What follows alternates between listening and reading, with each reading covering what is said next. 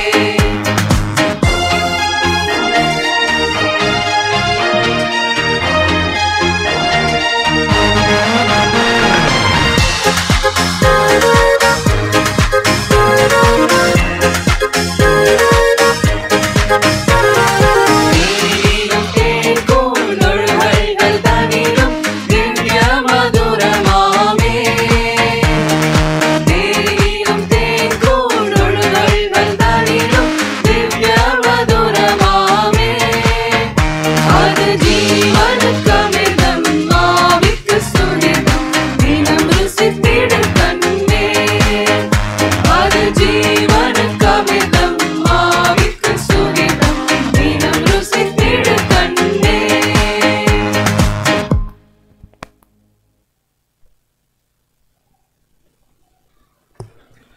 இந்த ஒரு 2வது செஷனுக்கு ஆரம்பமாக நம் மத்தியில் இருக்கும் அன்பு சகோதரர் ஹரிஹரன் அவர்களை ஜெபம் செய்யும்படி அன்போடு அழைக்கிறோம்.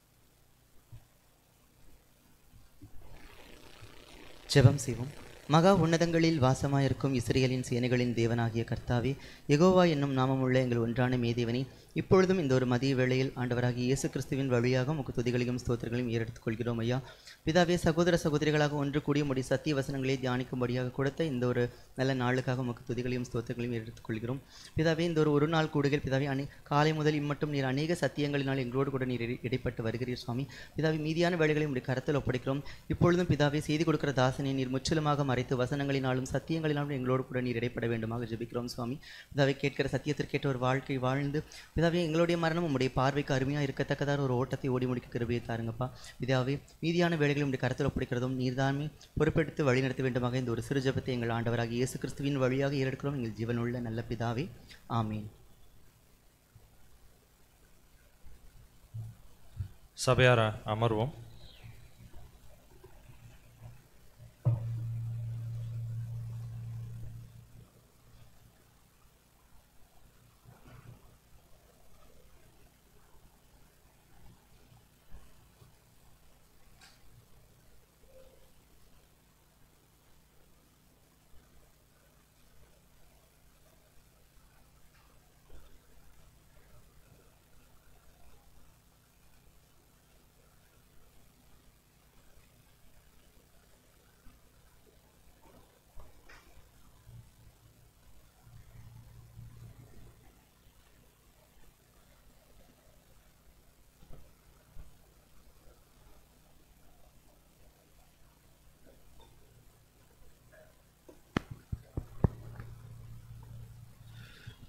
அன்பான சகோதர சகோதரிகளே, இந்த ஒரு 2வது செஷனில் கூட பார்த்திங்கன்னா எந்த ஒரு தலைப்பின் கீழாக ஒரு வேத பாடத்தை பார்க்க இருக்கிறோம் அப்படின்னா, காஸ்பல் இன் ஹெவன்ஸ், காஸ்பல் இன் ஹெவன்ஸ் அப்படின்ற ஒரு தலைப்பின் கீழாக நம் மத்தியில் ஈரோடிலிருந்து வந்திருக்கோம் நம்மளுடைய அன்பு சகோதரர் பிரபாகரன் அவர்களை தூது கொடுக்கும்படி அன்போடு அழைக்கிறோம்.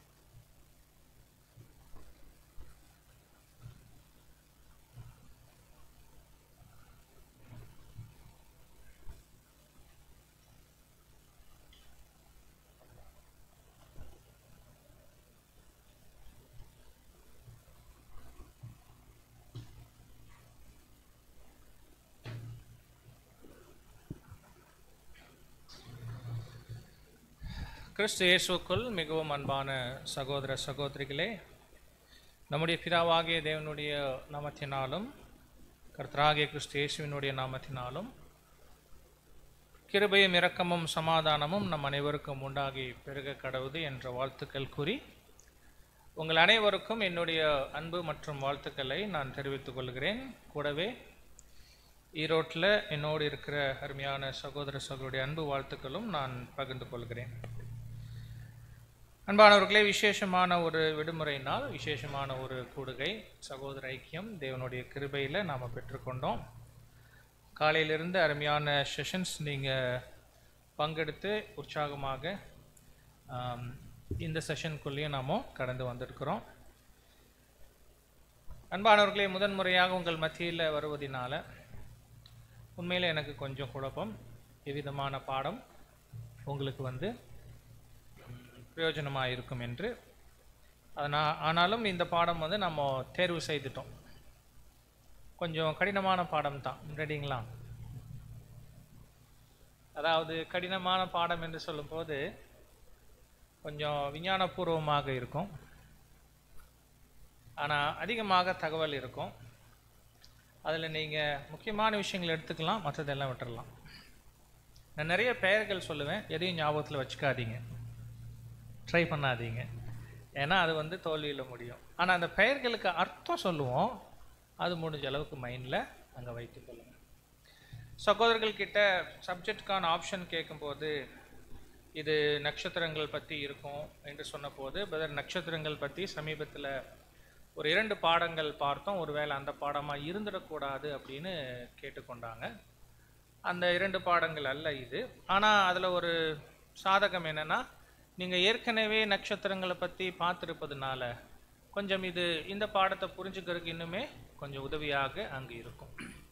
ஸோ உங்களுக்கு அந்த நட்சத்திரங்கள் பற்றி சில பரிச்சயமான விஷயங்கள் இருப்பதினால இது இன்னும் உங்களுக்கு உதவியாக இருக்கும் என்று நான் நம்புகிறேன்.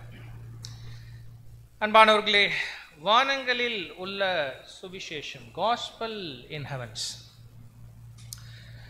சங்கீத புஸ்தகம் 19ஆம் அதிகாரம் முதல் 3 வசனங்கள். கண்டிப்பாக யாருமே இந்த வசனங்களை தொடாமல் வானத்தை பார்க்க முடியாது. வசனம் வாசிங்க. சங்கீதம் அதிகாரம் 19 வசனங்கள் 1 முதல் 3 வரை. வானங்கள் தேவனுடைய மகிமையை வெளிப்படுத்துகிறது. ஆகாய விரிவு அவருடைய கரங்களின் கிரியையை அறிவிக்கிறது. பகலுக்கு பகல் வார்த்தைகளை பொழிகிறது. இரவுக்கு இரவு அறிவை தெரிவிக்கிறது. அவைகளுக்கு பேச்சும் இல்லை, வார்த்தையும் இல்லை, அவைகளின் சத்தம் கேட்கப்படுவதும் இல்லை.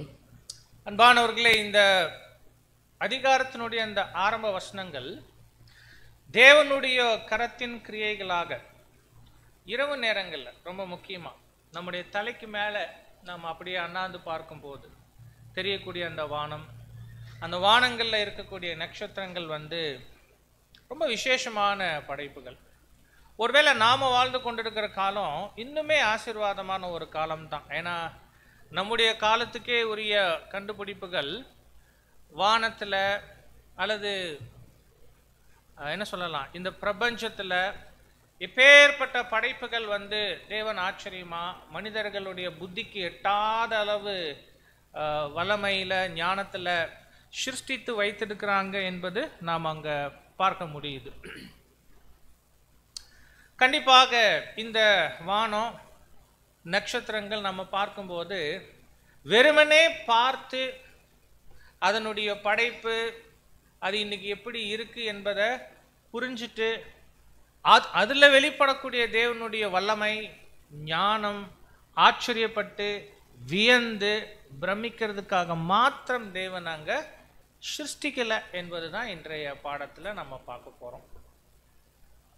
அதாவது நட்சத்திரங்களை நட்சத்திரங்களாக மாத்திரம் பார்த்தாலே நமக்கு எப்படி தான் இருக்கு, ரொம்ப ஆச்சரியம் இருக்கு, ரொம்ப வியப்பு இருக்கு. ஏன்னா வசனம் சொல்ல தெரியுங்களா, வானங்கள் அவருடைய மகிமை வெளிப்படுத்துது. ஏன்னா இந்த நட்சத்திரங்கள் இப்படின்னா, இந்த நட்சத்திரங்கள் இவ்வளோ எண்ணிக்கையிலனா, இந்த நட்சத்திரங்கள் இவ்வளோ பெரிய சைஸ்லனா, இதெல்லாம் படைத்த தேவன் எப்படி இருப்பாங்க. ஸோ அந்த மகிமை நமக்கு அங்கே புரியுது. ஆனால் இதையெல்லாம் தாண்டி இவைகளுக்கு ஏதாவது ஒரு நோக்கம் இருக்கணும் இல்லை? அப்போ நோக்கம் என்ன? நட்சத்திரங்கள் விஷயத்தில் நமக்கு சிருஷ்டிப்பின் வாரங்கள் ஆதியாகமம் முதல் அதிகாரத்தில் இருக்கு இல்லையா? சிருஷ்டிப்பின் வாரங்கள் வேண்டாம், வாரம். அதில் நட்சத்திரங்களை பற்றி அதனுடைய நோக்கம் பற்றி சொல்லப்பட்டிருக்கும். முதல் அதிகாரம் 14ஆம் வசனம் வாசிங்க. ஆதியாகமம் 1ஆம் அதிகாரம் வசனம் 14. பின்பு தேவன் பகலுக்கும் இரவுக்கும் வித்தியாசம் உண்டாக்கத்தக்கதாக வானம் என்கிற ஆகாய விரிவிலே சுடர்கள் உண்டாக கடவது. அவைகள் அடையாளங்களுக்காகவும் காலங்களையும் நாட்களையும் வருஷங்களையும் குறிக்கிறதற்காகவும் இருக்க கடவது என்றார். ஸோ வானங்கள்ல சுடர்கள் உண்டாக கடவுது. நீங்க சொல்லுங்க டக்குன்னு, என்னென்ன சுடர்கள்? சூரியன், சந்திரன், வேற வேற தெரியாது, விட்டுலாம். உங்களை அட்டென்டிவாக வைக்கிறது இந்த டைமில் எனக்கு மிகப்பெரிய சேலஞ்சாக இருக்கும். ஸோ அப்போது சுடர்கள் வானத்தில் சோர்சஸ் ஆஃப் லைட்டு. இந்த பூமியில் வாழக்கூடிய மனுஷங்களுக்கு பகலில் வெளிச்சம் என்று சொன்னால் சூரியன்லேருந்து தான் வரணும். இரவில் வெளிச்சம் என்று சொன்னால் சந்திரனில் விட்டால் நட்சத்திரங்களில் தான் வரணும். ஸோ அப்போ பூமிக்கு வெளிச்சம் என்றாலே இந்த 3லேருந்து தான் வரும். அதனால தான் சுடர்கள் உண்டாக கடவுது என்று சொன்னார். அவைகள் சிருஷ்டிக்கப்பட்டதனுடைய நோக்கம் என்ன? அந்த வசனத்துல அவைகள் முக்கியமான வார்த்தை விட்டுட்டீங்க, பாடத்துக்கு தேவையான. எனக்கு அந்த வசனத்தோட சொல்லுங்க. அவைகள் அடையாளங்களுக்காகவும். அவைகள் அடையாளங்களுக்காகவும். முக்கியமான விஷயம் அதுதான். அடையாளங்களுக்காக அவைகள் சிருஷ்டிக்கப்பட்டிருக்கு. அன்பானவர்களே, அப்போ நாம அண்ணாந்து பார்க்கும்போது கோடிக்கணக்கான, மில்லியன் கணக்கான, பில்லியன் கணக்கான நட்சத்திரங்கள் இருக்கு. தேவன் அதெல்லாமே அடையாளங்களுக்காக சிருஷ்டிக்கப்பட்டிருக்கு என்று சொல்லியிருக்கிறாங்க. இந்த நட்சத்திரங்கள்ல எது அடையாளமாக மனுஷங்களுக்கு இருக்கு? எல்லா நட்சத்திரங்களா, பில்லியன் கணக்கான நட்சத்திரங்களா இருக்கலாம், தெரியல நமக்கு. ஆனா இப்போதைக்கு நமக்கு வெளிப்பட்டெடுக்கிற அளவு இந்த நட்சத்திரங்கள்ல எவைகள் மனுஷனுக்கு அடையாளங்களுக்காக உண்டு? எல்லாமே அப்படின்னு தான் வசனம் சொல்லியிருக்குது. பட் இப்போ நாம் எதை அப்படியாக பார்க்க முடியும்? வசனங்கள்ல வேற ஏதாவது ஹிண்ட் இருக்குதா நமக்கு? சில முக்கியமான நட்சத்திரங்கள் தேவன் அவைகளை குறிப்பிட்டு பேசி அதுக்கு ஏதாவது ஒரு விசேஷத்தை இணைச்சிருந்தார்னா பரவாயில்ல, ட்ரை பண்றீங்க, சொல்லுங்க. அருமை நட்சத்திரம், வேற மிருகஷிரீஷம், அப்புறம் வேற துருவ நட்சத்திரம். மூணுமே நம்ம இன்னைக்கு பார்க்க போறது இல்லை. வேற நீங்க சொன்ன அதே வசனங்கள்ல தான் வரும், ஆனா நம்ம விட்டுடுவோம். ஏன்னா அது அப்படி குறிப்பாக நம்ம சொல்ல முடியாது, அதை பத்தி நமக்கு ரொம்ப டீப்பா தெரியாது. பட் வாசிக்கலாம். யோபு 38ஆம் அதிகாரம் 32ஆம் வசனம் வாசிங்க.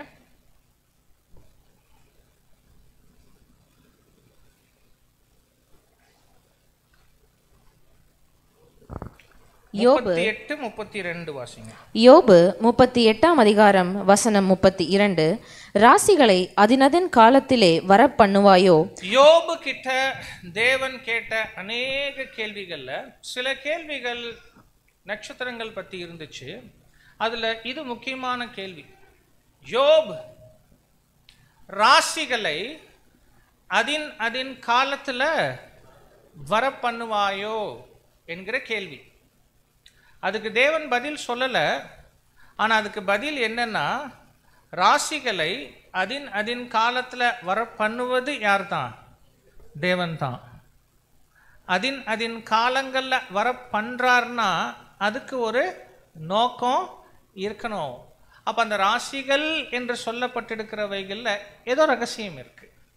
அப்போ இந்த ராசிகள்னு இப்படி நாம கேஷுவலா படிச்சுட்டு போறதுனால தான் இப்ப நான் முன்னாடி கேட்டோம் இல்லையா, ஏதாவது நட்சத்திரங்கள் பத்தி தேவன் பேசியிருக்கிறாங்களா அப்படிங்கும் போது நீங்க சொன்ன ஒரு 3ஓட இதை உங்களால சொல்ல முடியாமல் போனதுக்கான காரணம். ஏன்னா அருமீன் நட்சத்திரம் புரியுது, மிருகஷிரீஷம் புரியுது, துருவ சக்கர நட்சத்திரம் புரியுது. அது என்னது? ராசிகள். ஒருவேளை இங்கிலீஷா இருந்தா நீங்க வசனம் வாசிச்சீங்கன்னா, இங்கிலீஷ்ல பாருங்க, நான் வாசிக்கிறேன். Can thou bring forth the signs of the zodiac in his season? Zodiac அப்படின்னு வரும் ஒரு டிரான்ஸ்லேஷன்ல, இன்னொரு டிரான்ஸ்லேஷன்ல மசரோத் அப்படின்னு வரும். ஸோ இதெல்லாம் ஆங்கில வார்த்தைகள். அன்பானவர்களே, ஆக்சுவலா வானங்கள் தேவனுடைய மகிமை வெளிப்படுத்துது, அந்த மாற்று கருத்தே இல்லை. நட்சத்திரங்கள் அந்த மகிமை வெளிப்படுத்துது. அந்த நட்சத்திரங்கள் அடையாளங்களுக்காக தேவன் சிருஷ்டித்துட்டாங்க. அந்த நட்சத்திரங்கள்ல எது அடையாளங்களுக்காக இருக்கு என்று நாம யோசிக்கும் போது இந்த வசனம் நமக்கு ஒரு க்ளூ. தேவன் குறிப்பிடுகிற ராசிகள் அல்லது ஜோடியாக் அல்லது மசரோத். அப்போ இது எதை குறிக்குது என்று பார்த்தோம்னா, அன்பானவர்களே, ஒருவேளை இப்ப பிக்சர்ல நீங்க பார்க்கலாம். இங்கு ராசிகள் என்று தமிழ்ல குறிப்பிடப்பட்டிருக்கிற அந்த வார்த்தை நட்சத்திர கூட்டங்களை குறிக்குது. நட்சத்திரத்தை இல்ல, நட்சத்திர கூட்டங்கள் குறிக்குது. யாராவது இங்கிலீஷ்ல அதுக்கு வார்த்தை தெரியுமா உங்களுக்கு? சயின்ஸ். தேங்க்யூ. அப்ப எனக்கு வேலை கம்மி. ஸோ அப்போ கான்ஸ்டலேஷன்ஸ்னா புரியுது இல்லைங்களா? நட்சத்திர கூட்டம். ஆனா எண்ணிடலாம், எண்ணக்கூடிய அளவுல கூட்டமா இருக்கக்கூடிய நட்சத்திரங்கள், அவ்வளவுதான். அதே மாதிரி இப்போ கேலக்சின்னா கூட என்னதான், அது கூட என்னதான் நட்சத்திர கூடம் தான், எண்ணலாம் முடியாது. புரியுதுங்களா? அப்போ இந்த ராசிகள் என்று சொல்லப்பட்டிருப்பது வானத்துல தெரியக்கூடிய நட்சத்திர கூட்டங்கள். குறிப்பா சொல்லணும்னா அது மாதிரி எத்தனை நட்சத்திர கூட்டங்கள் இருக்கு என்றால் 12 முக்கியமான நட்சத்திர கூட்டங்கள், 12 கான்ஸ்டலேஷன்ஸ். புரியுதுங்களா? 12 நட்சத்திர கூட்டங்கள். இப்போ நீங்க பார்க்குறீங்க இல்லையா, இப்படியே வானத்தில் பார்த்துருக்குறீங்களா? கோடு இல்லை வானத்தில், இல்லை கோடு இருக்காது. வானத்தில் கோடெல்லாம் எதிர்பார்க்கக்கூடாது, சரிங்களா? அந்தந்த நட்சத்திரங்கள் தான் இருக்கும், புரியுதுங்களா? இந்த நட்சத்திர கூட்டங்கள் என்ன விசேஷம் அப்படின்னா, நட்சத்திர கூட்டம் அதுல சில முக்கியமான நட்சத்திரங்களை கற்பனையா ஒரு நட்சத்திரத்திலிருந்து இன்னொரு நட்சத்திரத்துக்கு கோடு போட்டு அப்படியே இணைத்தோன்னு வைங்களேன். யார் சின்ன வயசுல இந்த சிறுவர் மலர் வாங்கி படிச்சது, அதில் புள்ளி புள்ளியாக வச்சுட்டு நம்பர்ஸ் எல்லாம் போட்டு நீங்களே கோடு வரைங்க, என்ன உருவம் வருதுன்னு கேட்பாங்க. நாங்கள்லாம் பண்ணியிருக்கிறோம், சரிங்களா? அப்படி பண்ணும்போது பார்க்க வெறும் புள்ளிகளாக தான் இருக்கும். அதில் ஏதோ ஒரு எண்ணு போடப்பட்டிருக்கும் புள்ளிகளுக்கு. அந்த வரிசையில் நீங்கள் அந்த புள்ளிகளை இணைக்கும் போது என்ன வருது? ஒரு எக்ஸாக்ட்லி அதே மெத்தட் தான் இங்கே ஃபாலோ பண்ணணும். சில நட்சத்திர கூட்டங்கள் சில நட்சத்திரங்கள் கூட்டமாக இருக்குது, அது மாதிரி இன்னும் சில நட்சத்திரங்கள் கூட்டமாக இருக்குது, அது மாதிரி 12 நட்சத்திர கூட்டங்கள் இருக்குது. என்ன ஸ்பெஷாலிட்டி, இதோட விசேஷம் என்ன அப்படின்னா, ஒருவேளை அந்த நட்சத்திரங்களை கற்பனையாக கோடுகளை போட்டு இணைக்கும் போது சில உருவம் வரும், சில வடிவங்கள் வருது. ஒருவேளை இப்போ நீங்க பார்க்குற இந்த 12 நட்சத்திர கூட்டத்தை கற்பனை கோடுகளினால் அந்த நட்சத்திரங்களை இணைக்கும் போது உங்களுக்கு இங்கு காணப்படுகிற இந்த உருவம் அங்க வரும். இது பார்க்கும்போது உங்களுக்கு பின்னாடி வேற என்னென்னமோ வரும், கரெக்டா? அதெல்லாம் ஷட்டர் போட்டு க்ளோஸ் பண்ணுங்க, புரியுதுங்களா?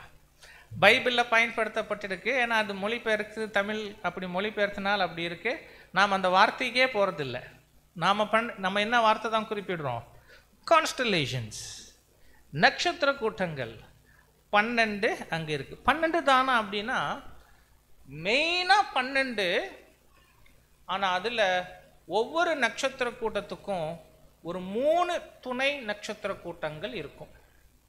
அப்படின்னா 12 பெருக்கல் 12 போட்டுட்டு அப்புறம் ஒரு 3 எவ்வளோ வருது? 36. அப்போ ஒட்டு மொத்தமாக எவ்வளோ வந்துடுது? ஒரு பிரதானமான நட்சத்திர கூட்டம் வச்சுக்கோங்க, ஒரு பிரைமரி கான்ஸ்டலேஷன், ஒரு பிரதானமான நட்சத்திர கூட்டம் பிரைமரி கான்ஸ்டலேஷன், அதுக்கு இன்னும் ஒரு 3 துணை நட்சத்திர கூட்டங்கள் பக்கத்திலேயே இருக்கும். ஸோ அது மாதிரி 12 செட்டு அப்படின்னா ஒட்டு மொத்தமாக 48 நட்சத்திர கூட்டங்கள். ஸோ இதை தான் தேவன் யோபு கிட்ட குறிப்பிட்டு கேட்குறாங்க. யோபு, இந்த நட்சத்திர கூட்டங்களை அதின் காலத்தில் உன்னால் வர பண்ண முடியுமா? கண்டிப்பாக முடியாது. யோபு கிட்ட கேட்கறது மனுஷன் கிட்ட தேவன் கேட்குறாங்க. மனுஷனால் வர முடியாது. தேவன் என்ன சொல்றாங்கன்னா, நான் தான் அவைகளை சிருஷ்டித்தேன், நான் தான் அவைகளை அதின் காலத்தில் வர சொல்கிறேன். இதுதான் தேவனுடைய அந்த விஷயம், அன்பானவர்களே. சரி, இப்போ இந்த நட்சத்திர கூட்டங்கள் தேவன் எதுக்காக அப்படி அங்கே வைத்திருக்கிறாங்க, அதின் காலத்தில் வர சொல்கிறாங்க? அதில் அப்படி என்ன விசேஷம் இருக்குது? கண்டிப்பாக சில உருவங்கள் அந்த நட்சத்திர கூட்டங்கள் ரகசியமாக உள்ளடக்கி இருக்குது, நம்ம அங்கே புரிஞ்சுக்கிறோம். அந்த வசனத்தில் வாசித்தோம் இல்லைங்களா, இந்த நட்சத்திரங்கள் எல்லாம் எதற்காக சிருஷ்டிக்கப்பட்டிருக்கு?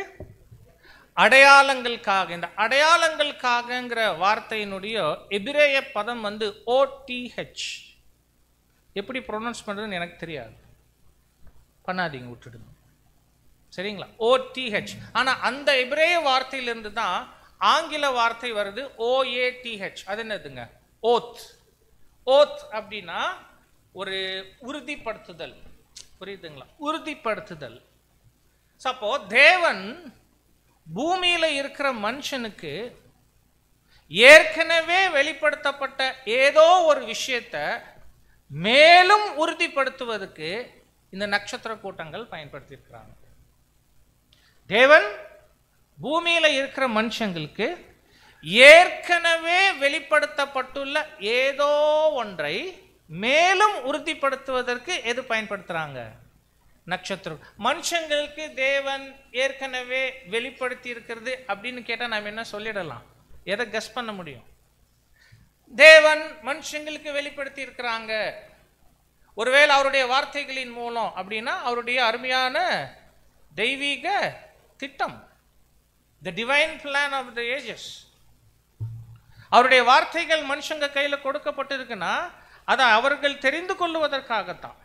அந்த வார்த்தைகள்ல அந்த தெய்வீக திட்டம் அங்க இருக்கு இல்லையா சகோதர சகோதரிகளே? இப்ப ஆதி ஆகமத்திலிருந்து வெளிப்படுத்தின விசேஷம் வரைக்கும் நாம எடுத்தோம்னா அதற்குள்ள இருக்குது இந்த யுகங்களை பற்றின தெய்வீக ஏற்பாடு அல்லது தேவனுடைய அருமையான அந்த ரட்சிப்பின் திட்டம். ஸோ அதை தேவன் ஏற்கனவே மனுஷங்களுக்கு வெளிப்படுத்தி இருக்கிறாங்க. வெளிப்படுத்திட்டு நான் உங்களுக்காக இப்படியான ஒரு திட்டம் வைத்திருக்கிறேன், அதை நான் வெளிப்படுத்திட்டேன், அதை மேலும் நான் உறுதிப்படுத்துகிறேன் அப்படின்னு அப்படி உறுதிப்படுத்துவதை எதன் மூலம் படுத்துறாங்கன்னா இந்த நட்சத்திர கூட்டங்கள் மூலம். ஒரு சின்ன கேள்வி, இதே மாதிரி வேற ஏதாவது ப்ரூஃப் தேவன் வச்சிருக்கிறாரா? பைபிள்ல ரட்சிப்பின் திட்டம் இருக்கு, இருக்கிற மாதிரி எக்ஸாக்டா அது உண்மைதான் அப்படின்னு வேற எதுலையாவது தேவன் காமிச்சிருக்கிறாங்களா? யோசிச்சு சொல்லுங்க டக்குன்னு. எதுல இருக்கு? பிரமிட். பிரமிட் பிரதர் ரசல் அவங்களே எழுதியிருப்பாங்க, பிரமிட் a corroborative testimony அப்படின்னா அது வெளிப்படுத்தப்பட்ட ஏதோ ஒரு விஷயத்தை மேலும் உறுதிப்படுத்துகிற ஒரு ஒரு அதிசயமாகத்தான் அவர் அங்க பார்த்துட்டாங்க. ஒருவேளை சகோதரர்கள் உங்களுக்கு பாடங்கள் எடுத்திருக்கணும் ஓரளவுக்காது. எது பத்தி? பிரமிட்ல இருக்கக்கூடிய ஆச்சரியங்கள். பேசிக் கிளாஸ்லேயே நம்ம எல்லாம் கேட்போம் இல்லையா? பைபிள்ல என்ன திட்டம் இருக்கோ அப்படியே எங்க இருக்குது? பிரமிடுக்குள்ள இருக்கு. நமக்கு என்ன தெரிஞ்சிருக்கு இது வரைக்கும்? பரிபூர்ணமா சிருஷ்டிக்கப்பட்டார் மனுஷன், பாவத்துல விழுந்து போனாரு, அப்புறம் நியாயப்பிரமாணம் கொடுக்கப்பட்டு தேவன் முயற்சி பண்ணாங்க, மனுஷங்களுக்கு அது பிரயோஜனமா இல்லை, அப்புறம் கர்த்தர் இயேசு ஈடுபலி கொடுத்தாங்க, அதன் மூலம் ஒரு ரட்சிப்பின் திட்டம் இருக்கு, அதுல பெரிதான ரட்சிப்பு பொதுவான ரட்சிப்பு. இந்த விஷயம் பைபிள்ல இருக்கு. அப்படியே எங்க வச்சிருக்கிறாங்க தேவன்? இன்னும் ஆச்சரியமா இருக்கு. இவ்வளோ பெரிய புக் இருக்கும், ஒரு 2 அல்லது 3 பார்ட்டு, பிரமிட் பேசேஜஸ்ன்னு. நம்ம பைபிள் ஸ்டூடெண்ட்ஸ்ல யாருமே படிக்க மாட்டோம். ஏன்? முடியாது. ஏன்னா அதனுடைய லெவல் அவ்வளோ இருக்கும், அவ்வளவு ஆழங்கள். அதற்காகவே ஒரு 2 சகோதரன் ஒரு சகோதரி வாழ்க்கையவே அர்ப்பணிச்சுட்டு பிரமிட்லேயே இருந்தாங்களான்னு எனக்கு தெரியல. ஆனால் அந்த மாதிரி இருந்து பிரித்து முழுக்க ஆராய்ச்சி பண்ணி அந்த 3 புக்ஸ் போட்டு எடுக்கிறாங்க. எப்படி நீங்கள் குரோனாலஜி ப்ராஃபஸி நம்ம எதெல்லாம் நம்புகிறோமோ, என்ன டேட் உங்களுக்கு வேணும்? ஒருவேளை சீர்திருத்தல் ரெஃபர்மேஷன் என்ன வருஷம்? டக்குன்னு சொல்லுங்க. Reformation date 1500. Martin Luther 1517. நீங்கள் பிரமிடில் போனீங்கன்னா இருக்கும். செகண்ட் கம்மிங் இது சொல்லியிருப்பீங்க, நல்ல வேலை. 1874 இருக்கு. ஃபர்ஸ்ட் ரிசரக்ஷன் 78 இருக்கு. ஜெனரல் கால் முடியுது 81 இருக்கு. 1914 இருக்கு. அப்படியே முன்னாடி போயிடுங்க. மற்ற வேற ஏதாவது டேட் பைபிளிக்கலா ஏதாவது டேட் இருக்கா? பிரமிட்ல இருக்கு, போய் பார்க்கணும். ஸோ அப்போ எப்படி வேதத்தில் உள்ள ரட்சிப்பின் திட்டம் அனைத்து அம்சங்களோட அப்படியே ஆச்சரியமா பிரமிடுக்குள்ள இருக்கும் இருந்து பிரமிட் எப்படி அந்த தெய்வீக வெளிப்பாட்டை உறுதிப்படுத்துதோ அதே மாதிரி தான் நம்ம அண்ணாந்து பார்க்குற நட்சத்திரங்கள். அதுல குறிப்பா இந்த 12 நட்சத்திர கூட்டங்கள், அதோட இருக்கக்கூடிய மற்ற 36 கூட்டங்கள், மொத்தமா 48 நட்சத்திர கூட்டங்கள். நம்ம போய் கொஞ்சம் உற்று கவனித்தோம்னா ரொம்ப ஆச்சரியமா இருக்கு. தேவனுடைய அருமையான திட்டம், அந்த திட்டத்தினுடைய அம்சங்கள் அப்படியே அங்க நாம பார்க்க முடியும். எப்படி அதை நாம பார்க்க முடியும் சகோதர சகோதரிகளே? நட்சத்திரங்கள்ல எப்படி பிரதர் தேவனுடைய தெய்வீக திட்டம் வெளிப்படுது என்று கேட்டா, அன்பானவர்களே ஒரு சின்ன கேள்வி. நட்சத்திரத்துக்கு பேர் வச்சது யார்? டக்குன்னு சொல்லுங்க. வசனம் இருக்குல்ல, வாசிங்க வசனம். சங்கீதம் 147:4 வசனம் வாசிங்க. சங்கீதம் அதிகாரம் 147 வசனம் 7. கர்த்தரை துதியுடன் பாடி கொண்டாடுங்கள், நம்முடைய தேவனை சுர மண்டலத்தால் கீர்த்தனம் பண்ணுங்கள். 4. சங்கீதம் 147 வசனம் 4. அவர் நட்சத்திரங்களின் லக்கத்தை எண்ணி அவைகளுக்கு எல்லாம் பேரிட்டு அழைக்கிறார். ரொம்ப சீரியஸா நாம் எடுக்கிறது இல்ல இந்த வசனம், ஆனா இதை அப்படியே சீரியஸா எடுக்கலாம். நட்சத்திரங்களை உண்டு பண்ணினவர், அவரே நட்சத்திரங்களுக்கு பெயரிட்டார்னு இந்த வசனம் சொன்னா அவரு தான் பெயர் வச்சார், சந்தேகமே இருக்கக்கூடாது நமக்கு. ஆனா உண்மையில நட்சத்திரங்களுக்கு பெயர் வைக்கிறது யார்? இல்லை நான் இப்பதான் பைபிள் வசனம் வாசிச்சோம், நான் மறுபடியும் கேட்கிறேன். ஆனா உண்மையில பிராக்டிக்கலா யார் வைக்கிறாங்கன்னு கேட்கிறேன். மனுஷங்கள் தான் வைக்கிறாங்க. ஸோ இப்போ மனுஷங்க தான் பேர் வைக்கிறாங்க. பட் இந்த வசனத்தை அப்புறம் எப்படி இசைவா புரிஞ்சுக்கிறது? மனுஷங்க தான் பேர் வச்சாலும் இந்த வசனத்தினுடைய ஆழம் நமக்கு எதை உணர்த்துதுன்னா, மனிதர்களை கொண்டு அந்த நட்சத்திரங்களுக்கு பெயர் வைப்பதில் யாருடைய மேற்பார்வை இருக்கு? எக்ஸாக்ட்லி தேவனுடைய மேற்பார்வை இருக்கு, அவருடைய வழி நடத்துதல் இருக்கு. இல்லைன்னா இந்த வசனம் நமக்கு அவசியமே இல்லை. அப்போ என்னன்னா அன்பானவர்களே, இந்த நட்சத்திரங்கள், அதனுடைய கூட்டம், அது காண்பிக்கக்கூடிய வடிவம், அதற்கு வைக்கப்பட்டிருக்கிற பெயர்கள், இதுல எல்லாமே சின்ன சின்ன தகவல்கள் இருக்கு. அந்த தகவல்களை நீங்க சேகரித்து பார்த்தீங்கன்னா அருமையா தெய்வீக திட்டம் அங்க வெளிப்பட்டுடும். ரொம்ப சிம்பிளா நான் சொல்லிட்டேன். நட்சத்திரங்கள்ல எப்படி தெய்வீக திட்டம் வெளிப்படுது என்று கேட்டா, அவைகளை படைத்தது தேவன், அவைகளுக்கு பெயர் வைத்தது தேவன்னா அந்த பெயர்கள்ல ஏதோ சீக்ரெட் இருக்குது, எடுக்கணும். ஒருவேளை அந்த பெயர்களுக்கு பெயர்கள் ஒன்றுக்கும் மேற்பட்ட பாஷையில் இருந்தா பரவாயில்ல, ஒவ்வொரு பாஷையிலும் அந்த பெயருக்கு என்ன அர்த்தம் அப்படின்னா, ஏன்னா பைபிள்ல வர பெயர்களுக்கு உள்ள முக்கியத்துவம் நமக்கு தான் தெரியும், அதுக்கு உள்ள ஒரு அர்த்தம் இருக்கும், அதுல டிவைன் பிளானே இருக்கும். ஸோ அப்போ அந்த பெயர்களுடைய அர்த்தம் நம்ம கவனிக்கணும். அப்புறம் அந்த நட்சத்திர கூட்டங்கள் காண்பிக்கக்கூடிய என்னது, என்ன என்ன இங்க காமிக்குது கூட்டம், அந்த அந்த உருவம், அது அடையாளம் ஏதோ ஒன்று இருக்கட்டும், அந்த அந்த உருவத்தில் ஏதோ நமக்கு சீக்ரெட் இருக்கு. இன்னைக்கு அதிகபட்சம் ஒரு 2 நட்சத்திர கூட்டம் பார்ப்போம், அவ்வளவுதான். சரிங்களா? 12 பார்க்க முடியாது. ஸோ அதில் பார்க்கும்போது உங்களுக்கு அங்கே புரியும். ஸோ அப்போ நட்சத்திர கூட்டம் காண்பிக்கக்கூடிய வடிவத்தை கவனிச்சிடணும். ஏன் வடிவத்தை கவனிக்கணும்? முக்கியமான பாயிண்ட். இந்த நட்சத்திர கூட்டங்கள் இந்த மாதிரி வடிவத்தில் அமைஞ்சிருக்குன்னு சொல்றோம்ல, பூமியில இருந்து பார்த்தா மாத்திரமே இந்த வடிவம் தெரியும். கொஞ்சம் நீங்க இடம் மாத்தி போக மாட்டீங்க, போக முடியாது. நம்ம நிலாக்கு போய் பார்த்தோன்னு வைங்க, அதே கூட்டத்தை பார்த்தீங்கன்னா இந்த ஸ்ட்ரக்சர் வராது. இந்த பிரபஞ்சத்துல பூமியில இருந்து பார்க்கும்போது மாத்திரம்தான் இந்த கூட்டங்கள் இந்த வடிவம் குறிக்கும். அப்படின்னா என்ன அழகா அதுல புரியுதுன்னா, பூமியில இருக்கிற மனுஷங்களுக்கு இந்த வடிவத்தை இந்த நட்சத்திர கூட்டம் காண்பிக்கும் வகையில தேவன் வச்சிருக்கிறார்னா அதுல ஏதோ முக்கியத்துவம் இருக்கு. ஏன் இந்த வடிவத்துல வர மாதிரி அந்த கூட்டத்தை தேவன் வைக்கணும்? அப்ப அதுல ஏதோ ஒரு நோக்கம் இருக்குல்ல. அதனால்தான் முதல்ல அந்த வடிவம் கவனிக்கணும், அதுல ஏதாவது நமக்கு தகவல் இருக்கும். அப்புறம் அதுக்கான பெயர்கள் கவனிக்கணும், பெயர்கள்ல ஏதாவது தகவல் இருக்கும். அப்படி சேகரிக்கும் போது தேவனுடைய அருமையான திட்டத்தை நாம் இங்க பார்க்க முடியும். ஸோ ரொம்ப சின்ன இன்ட்ரோடக்ஷன் தான் உங்களுக்கு கொடுத்துட்டோம். அன்பானவர்களை, இப்படி நம்ம பார்க்கக்கூடிய இந்த நட்சத்திர கூட்டங்கள் பத்தி யார் இதெல்லாம் எப்படி ஏற்படுத்தி வச்சா, எப்போ ஏற்படுத்தி வச்சாங்க, இது எந்த அளவுக்கு நாம நம்பலாம்? அன்பானவர்களே, காலாகாலமாக இந்த வடிவங்கள் மனுஷங்க மத்தியில் கடைபிடிக்கப்பட்டு வருது. ரொம்ப காலத்துக்கு முன்பு இருந்தே கடைபிடிக்கப்பட்டு வருது. இன்னொரு ஆச்சரியம் என்னன்னா, ஒருவேளை இந்தியாவில் இருந்து வானத்தை ஆராய்ச்சி பண்ணவங்க இந்த வடிவத்தை போட்டு எடுக்கிறாங்க அப்படின்னு, ஒருவேளை அமெரிக்காவில் இருந்து யாராவது இதே நட்சத்திர கூட்டங்களை பார்த்தாங்களா? ஆமா, அவங்க என்ன வடிவத்தை போட்டாங்கன்னு பார்த்தா ரெண்டும் ஒன்று.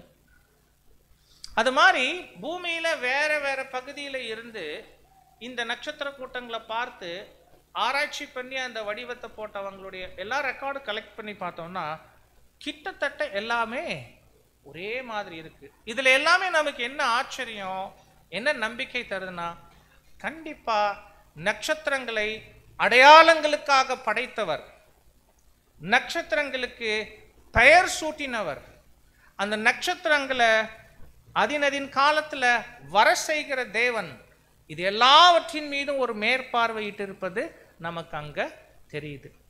அதனால அதை நாம உற்று கவனிக்க முடியும். ஆக்சுவலா இந்த லிஸ்ட் இருக்கு இல்லையா, 12 நட்சத்திர கூட்டம், அதுல கூடவே ஒரு 36 ஒரு டெக்கன் கான்ஸ்டலேஷன்ஸ் இருக்கு. இந்த 48ங்கிற லிஸ்ட் கிபி 137ல டாலமி அப்படின்னு ஒரு விஞ்ஞானி இருந்தாரு. அவர் கிளாடியஸ் டாலமி ஆஃப் அலெக்சாண்ட்ரியா, அவர் பட்டியலிட்டது தான் இந்த நட்சத்திர கூட்டம். அவர்கிட்ட போய் கேட்டு, சார் உங்களுக்கு எங்க இந்த நட்சத்திர கூட்டங்கள் பத்தின தகவல் கிடைச்சதுன்னு கேட்டா, பாருங்க நாம என்ன டேட் சொன்னோம் இப்போ, 137 AD அப்படின்னா ஆல்மோஸ்ட் ஒரு 1800 வருஷங்களுக்கு முன்னாடி போகுது. அவர்கிட்ட போய் நீங்க எப்படி போட்டீங்கன்னு கேட்டா, அவர் சொல்றாரு, கிமு கிறிஸ்துவுக்கு முன்னால ஒரு 150 வருஷத்துக்கு முன்னால ஒருத்தர் இருந்தார் சார், ஒரு ஆராய்ச்சியாளர், அவர் பேரு ஹிப்பார்கஸ். அவர் தான் இன்னைக்கு கூட சொல்லுவாங்க ஃபாதர் ஆஃப் அஸ்ட்ரானமி. அப்படின்னா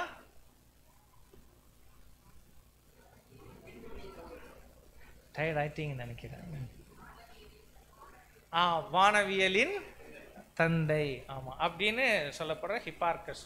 பாருங்க, கிறிஸ்துவுக்கு முன், கிறிஸ்துவ பிறப்பதற்கு முன்னு 150லயே அவர் போட்ட லிஸ்ட் தான் இந்த லிஸ்ட். அதை பயன்படுத்தி தான் நான் இப்போ மாடர்னா லிஸ்ட் போட்டிருக்கேன்னு சொல்றார். அப்போ இது உருவாக்கப்பட்டது இன்னும் எப்போ போயிடுது, கிறிஸ்துவுக்கு முன்னால் எங்க போயிடுது, 150க்கு போயிடுது. ஆனா உண்மையே அங்கதான் இது டிசைன் பண்ணாங்களான்னு கேட்டா அப்படியும் சொல்ல முடியாது. ஏன் அப்படின்னா, இந்த நட்சத்திரங்கள் எல்லாவற்றுக்குமே ஒரு மேப் இருக்குது. இதெல்லாம் நீங்க கூகுள்லயே சர்ச் பண்ணா உங்களுக்கு கிடைக்கும். ஸோ அந்த மேப் நீங்க நல்லா பார்த்தீங்கன்னா, அந்த மேப்ல ஒரு பகுதி மாத்திரம் எம்டியா இருக்கும்.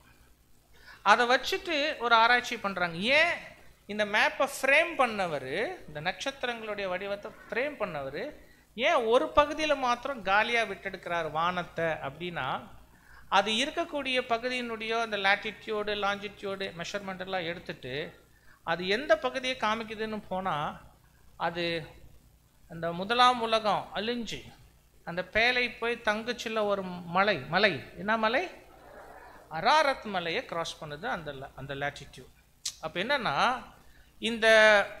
இந்த ஒரு மேப் போட்டவர் இருக்கார் இல்லையா, நட்சத்திரங்களுடைய வரைபடம் போட்டவர் அந்த பகுதியில் வாழ்ந்திருக்கிறார். அந்த பகுதியிலிருந்து விஞ்ஞானத்துக்கு தான் புரியுது, நமக்கு புரியல.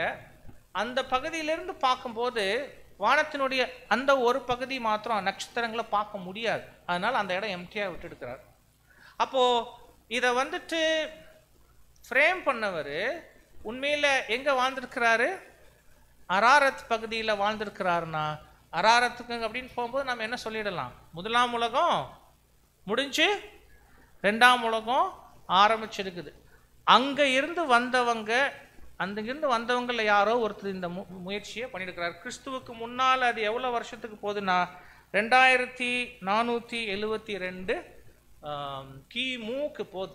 அப்படின்னா அன்பானவர்களே பாருங்க, 2ஆம் உலகம் துவங்கின உடனேயே அங்க இருந்தவங்கள யாரோ சிலர் வானத்தை பார்த்து இதெல்லாம் ஆராய்ச்சி பண்ணி இதெல்லாம் பதிவு செய்து வச்சிருக்கிறாங்க. ஒருவேளை இப்போ உங்களுக்கு கேள்வி கேட்கலாம், அது ஏன் முதலாம் உலகத்துல பண்ணல அப்படின்னு, இல்லையா?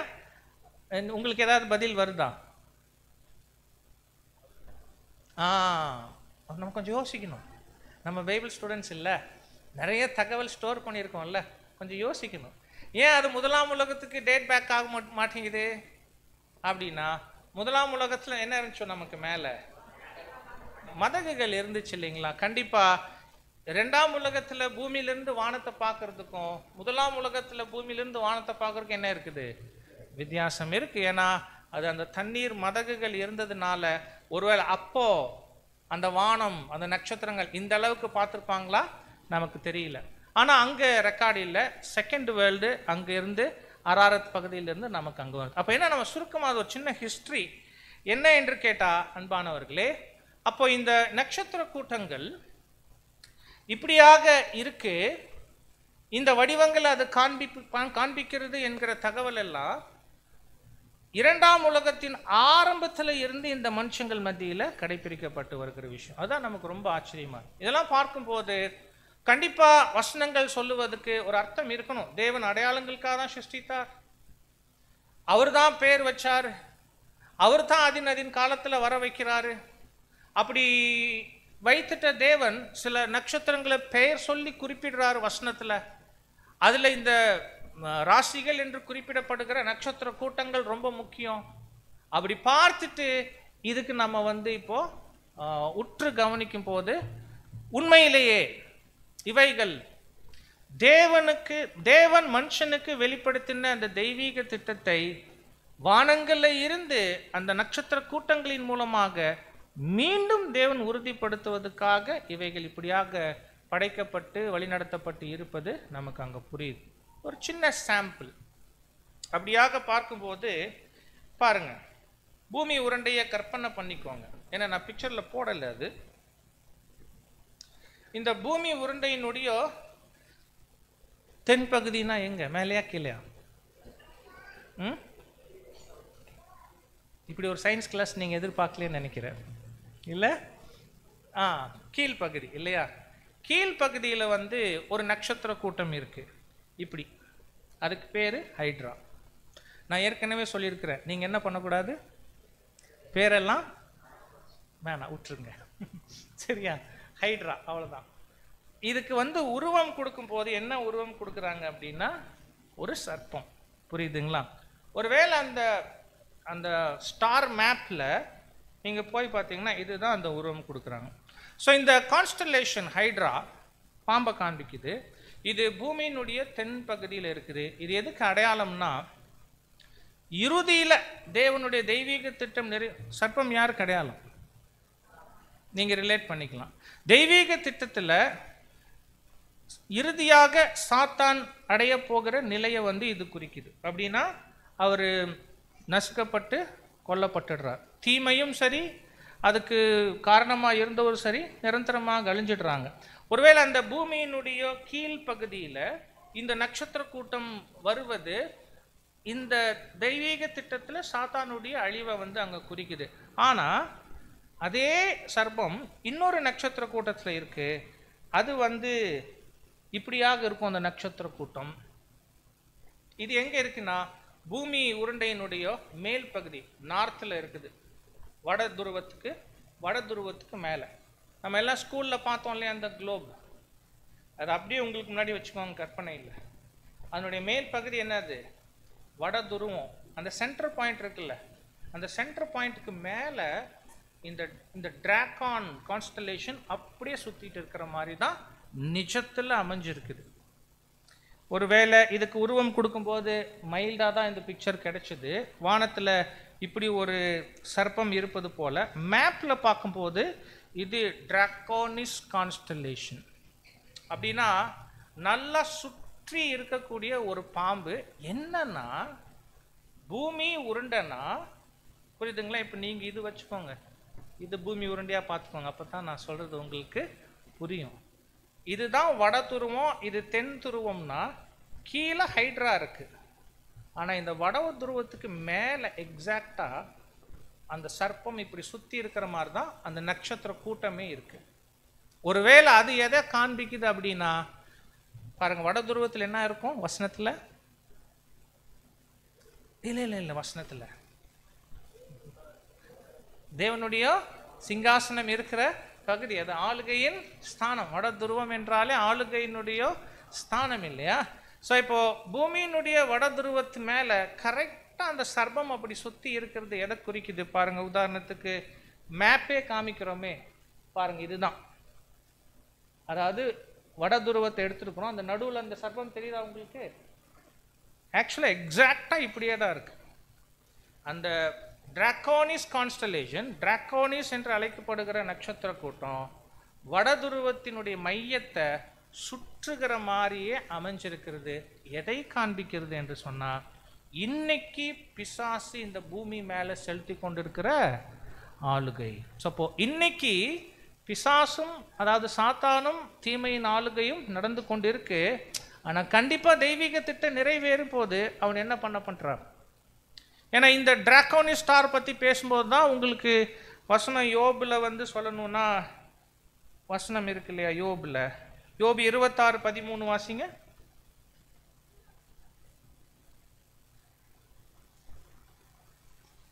யோபு 26:13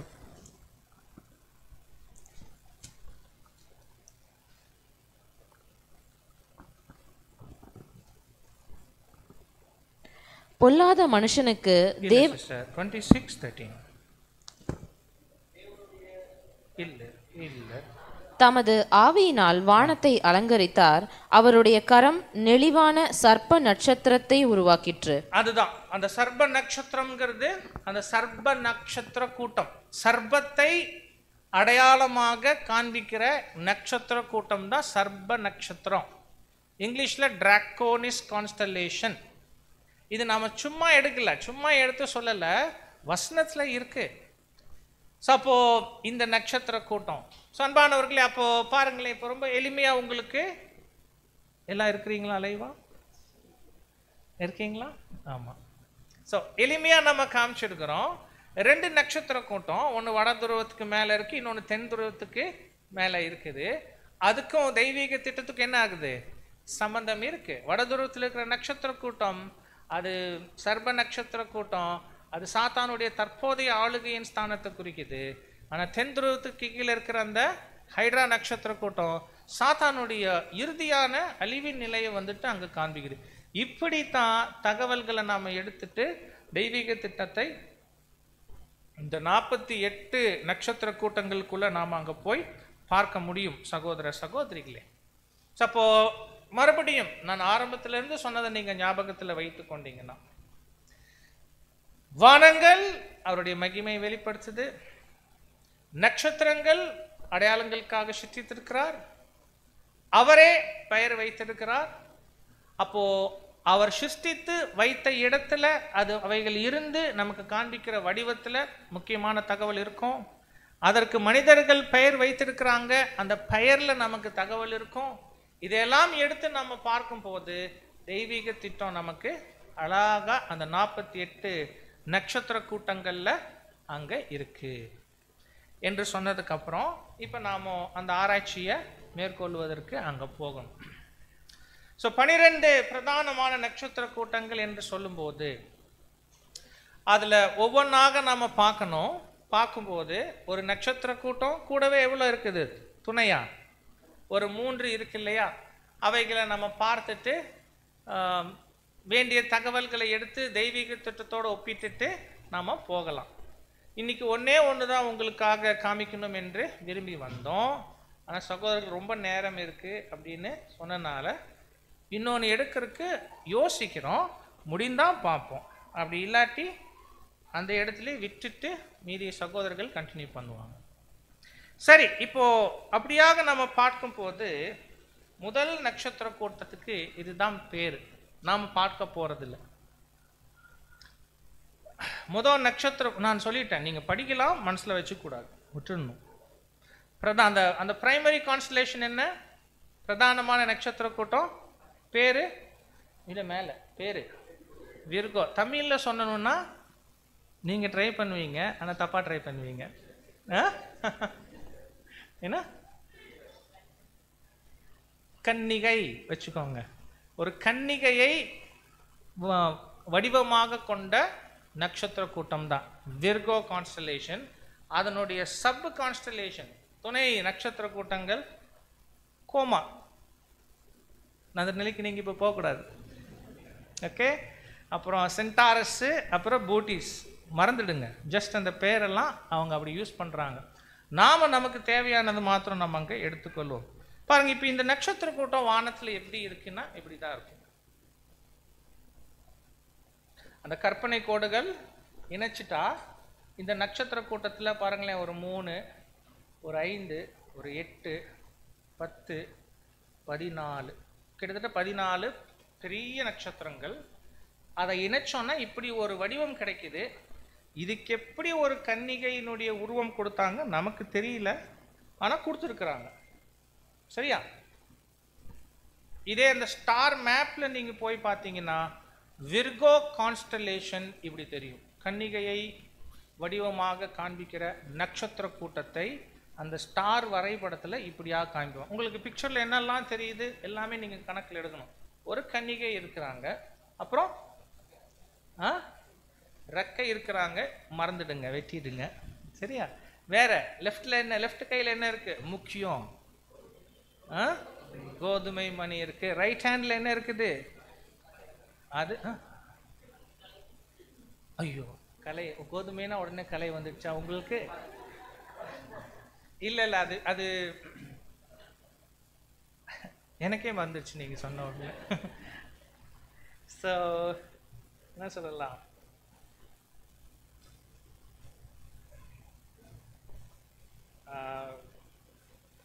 ஒரு கிளை. அது என்னது?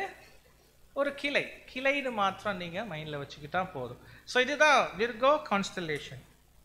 அன்பானவர்களே, இந்த கன்னிகை, இந்த நட்சத்திர கூட்டம் தெய்வீக திட்டத்தில் நமக்கு எந்த விஷயத்தை அடையாளமாக காண்பிக்குதுன்னா, உங்களுக்கு ஒரு ஸ்திரீ தெய்வீக திட்டத்தில் சம்மந்தப்பட்டிருக்கிறாங்க அப்படின்னா என்ன ஞாபகத்துக்கு வருது? பைபிள்ல இருந்து எடுத்த உடனே ஆதியாகமத்திலே கரெக்ட் தான் சொன்னீங்க. யாரோ சொன்னாங்க, ஸ்திரீயின் seed of the women, the deliverer, the redeemer. அதாவது மனுக்குலத்தை பிசாசினுடைய பிடியிலிருந்து மீட்க போகிற மீட்பர், ரட்சகர் ஒரு ஸ்திரீயின் வித்துல இருந்து வருவாங்க இல்ல? அதுதானே முதல் என்ன சொல்றோம் நம்ம தீர்க்க தரிசனம்.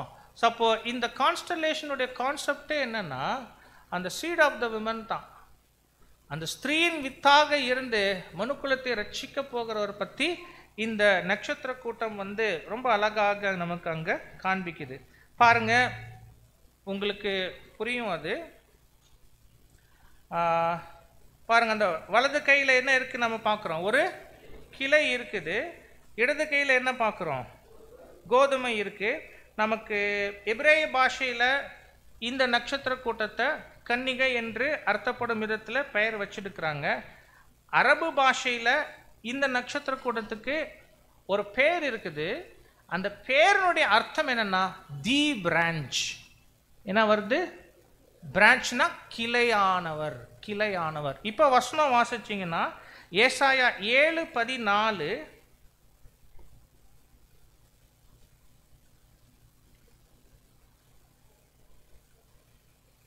ஏசாயா 7ஆம் அதிகாரம் 14ஆம் வசனம், ஆதலால் ஆண்டவர் தாமே உங்களுக்கு ஒரு அடையாளத்தை கொடுப்பார். இதோ ஒரு கன்னிகை கர்ப்பவதியாகி ஒரு குமாரனை பெறுவாள், அவருக்கு இமானுவேல் என்று பெயரிடுவாள். ஆமா. ஸோ அப்போ பாருங்க, அந்த ரட்சகர் மீட்பர் ஒரு கன்னிகைக்கு பிறப்பாங்கங்கிறது இருக்கு. ஜக்கரியா 3ஆம் அதிகாரம் 8ஆம் வசனம் வாசிக்கும் போது,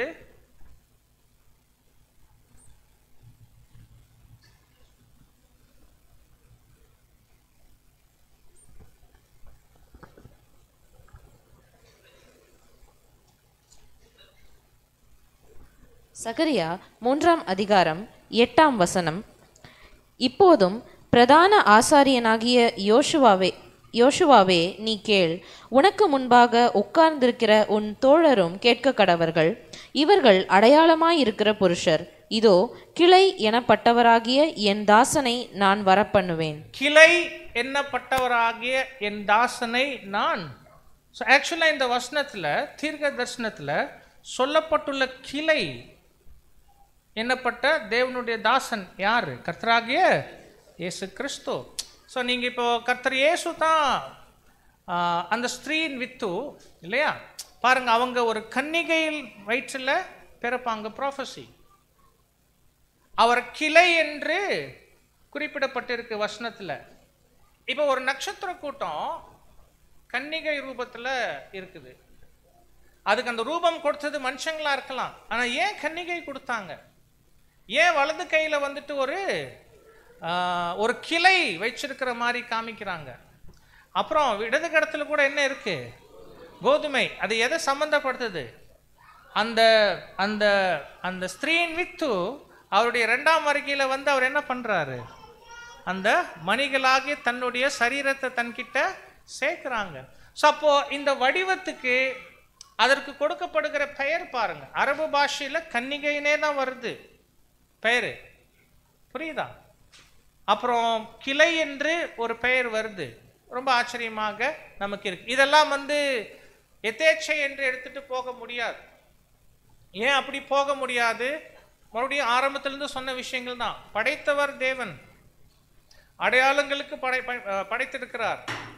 பேர் வச்சதுல அவருடைய மேற்பார்வை இருக்குது என்று சொல்லும் போது அந்த வடிவம் எந்த வடிவத்தை காண்பிச்சாலும் சரி, அந்த பெயர்கள் என்ன அர்த்தத்தை சொன்னாலும் சரி, அதுல ஏதோ ஒரு தெய்வீக மேற்பார்வை இருக்கு என்பது மாத்திரம் நம்ம அங்க புரிந்து கொள்ளலாம். சகோதர சகோதரிகளே, பாருங்க, இந்த நட்சத்திர கூட்டத்துல கூட்டம் தானே, அதுல வேறு ஒரு நட்சத்திரம் இருக்கு. அதுக்கு என்ன பெயர் வச்சிருக்கிறாங்களோ அந்த பெயரினுடைய அர்த்தம் என்னன்னா த சன் ஹூ கமத். என்னன்னு சொல்லியிருக்கிறாங்க? வரப்போகிற குமாரனானவர். இந்த சன்னுன்னா எஸ்யூஎன் இல்லை, SON. The Sun who cometh, வரப்போகிற குமாரனானவர். ரொம்ப ஆச்சரியமா இருக்கு. இன்னொரு பேர் அதே நட்சத்திரத்துக்கு ஹூ ஷால் ஹாவ் டொமினியன். அப்படின்னா அவருக்கு ஆளுகை இருக்கும். ஸோ வரப்போகிற குமாரனானவர் ஆளுகை பெற்றுக்கொள்ளுகிறவர் என்ற அர்த்தத்தில் அதற்கு பெயர் வைக்கும் போது ரொம்ப ஆச்சரியமா இருக்கு. ஏன்னா கர்த்தர் இயேசு பிறந்ததுக்கு கிட்டத்தட்ட 2500 வருஷங்களுக்கு முன்னாடி இந்த நட்சத்திர கூட்டங்கள் பட்டியலிடப்படுது, வடிவம் கொடுக்கப்படுது, அதற்கு பெயர்கள் எல்லாம் வைக்கப்படுது. அதற்கப்புறம் 2000 வருஷங்களுக்கு மேலே கழிச்சு கர்த்தர் இயேசு பூமியில பிறக்கிறாங்க, ஸ்திரீயின் வித்துல தலையா. அவர் குறித்த தீர்க்க தரிசனங்கள் இதெல்லாம் ஏற்பாடு பண்ணதுக்கு அப்புறம் வெளிப்படுது. ரொம்ப ஆச்சரியமாக இருக்கு. ஸோ அப்போ இதுல கண்டிப்பா தேவனுடைய ஒரு உள்நோக்கம் இருக்கும் என்பதில் நமக்கு அந்த சம்பந்தம் இல்லை. சகோதர சகோதரிகளே, பாருங்க, இப்போ இந்த முதல் நட்சத்திர கூட்டத்தோட சம்பந்தப்படுகிற இன்னொரு நட்சத்திர கூட்டம் நம்ம போகலாம். அந்த துணை நட்சத்திர கூட்டம்னு சொன்னோம்ல, அதுல ஒன்றுக்கு பேர் கோமான்னு சொன்னோம்ல. ஆக்சுவலி கோமா பாருங்க இப்படி தான் இருக்கும். எது நீங்க கவனிச்சிங்களா பிக்சரை? நல்லா கன்னிகை நட்சத்திர கூட்டம் இங்க இருக்கு பாருங்க. அந்த வலது கையில கிளை பிடிச்சிருக்காங்க பாத்தீங்களா? இதுக்கு பக்கத்துல வானத்துல பாத்தீங்கன்னா அங்க ஒரு நட்சத்திர கூட்டம் இருக்கும். அந்த நட்சத்திர கூட்டத்துக்கு தான் கோமா கான்ஸ்டலேஷன் பேரு. அந்த நட்சத்திர கூட்டத்துக்கு வடிவம் கொடுத்தா ரொம்ப ஆச்சரியப்படும் வகையில ஒரு ஸ்திரீ கையில ஒரு குழந்தையை வச்சுட்டு இருக்கிற மாதிரியே தான் அந்த வடிவம் கொடுக்குறாங்க கோமா நட்சத்திர கூட்டத்துக்கு.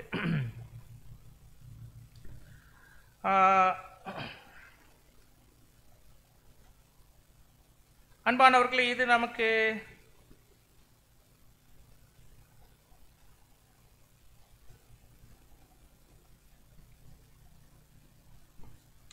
இந்த நட்சத்திர கூட்டத்துக்கு கொடுக்கக்கூடிய அந்த பெயர் வேற ஒரு பாஷையில் என்ன அர்த்தம் வருதுன்னா டிசையர்ட். வசனம் இருக்கு இல்லையா நமக்கு, ஹாகாய் 2:7.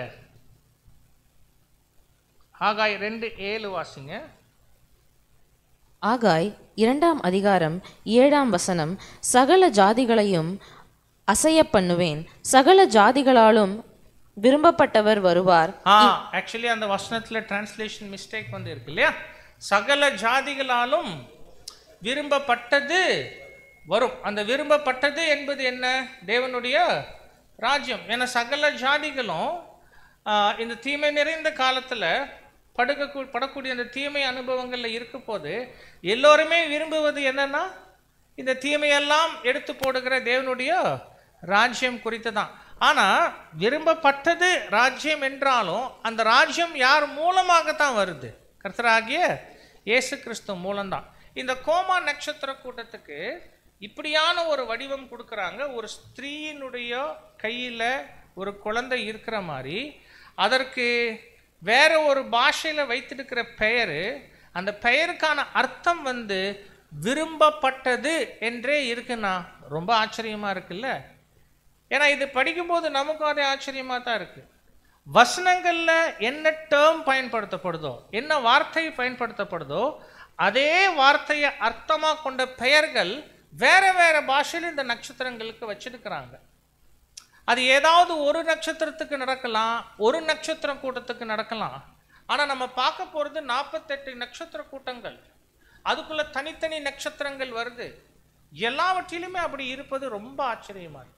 அப்பதான் நமக்கு புரியுது, அவைகளுக்கு பெயரிட்டு அழைப்பது தேவன் என்று சொல்லும் போது மனிதர்களை கொண்ட நட்சத்திரங்களுக்கு பெயர் சூட்டினாலுமே கூட அந்த பெயர் சூட்டுதலில் தெய்வீக மேற்பார்வை இருந்திருப்பது நமக்கு ரொம்பவே ஆச்சரியமாக இருக்கு சகோதர சகோதரிகளே. இன்னைக்கு இந்த பாடம் எடுக்கிறதுக்கு ஒரு சின்ன தூண்டுதலாக இருந்ததுக்கு காரணம் இன்றைய டேட்டு. இன்னைக்கு டிசம்பர் 25.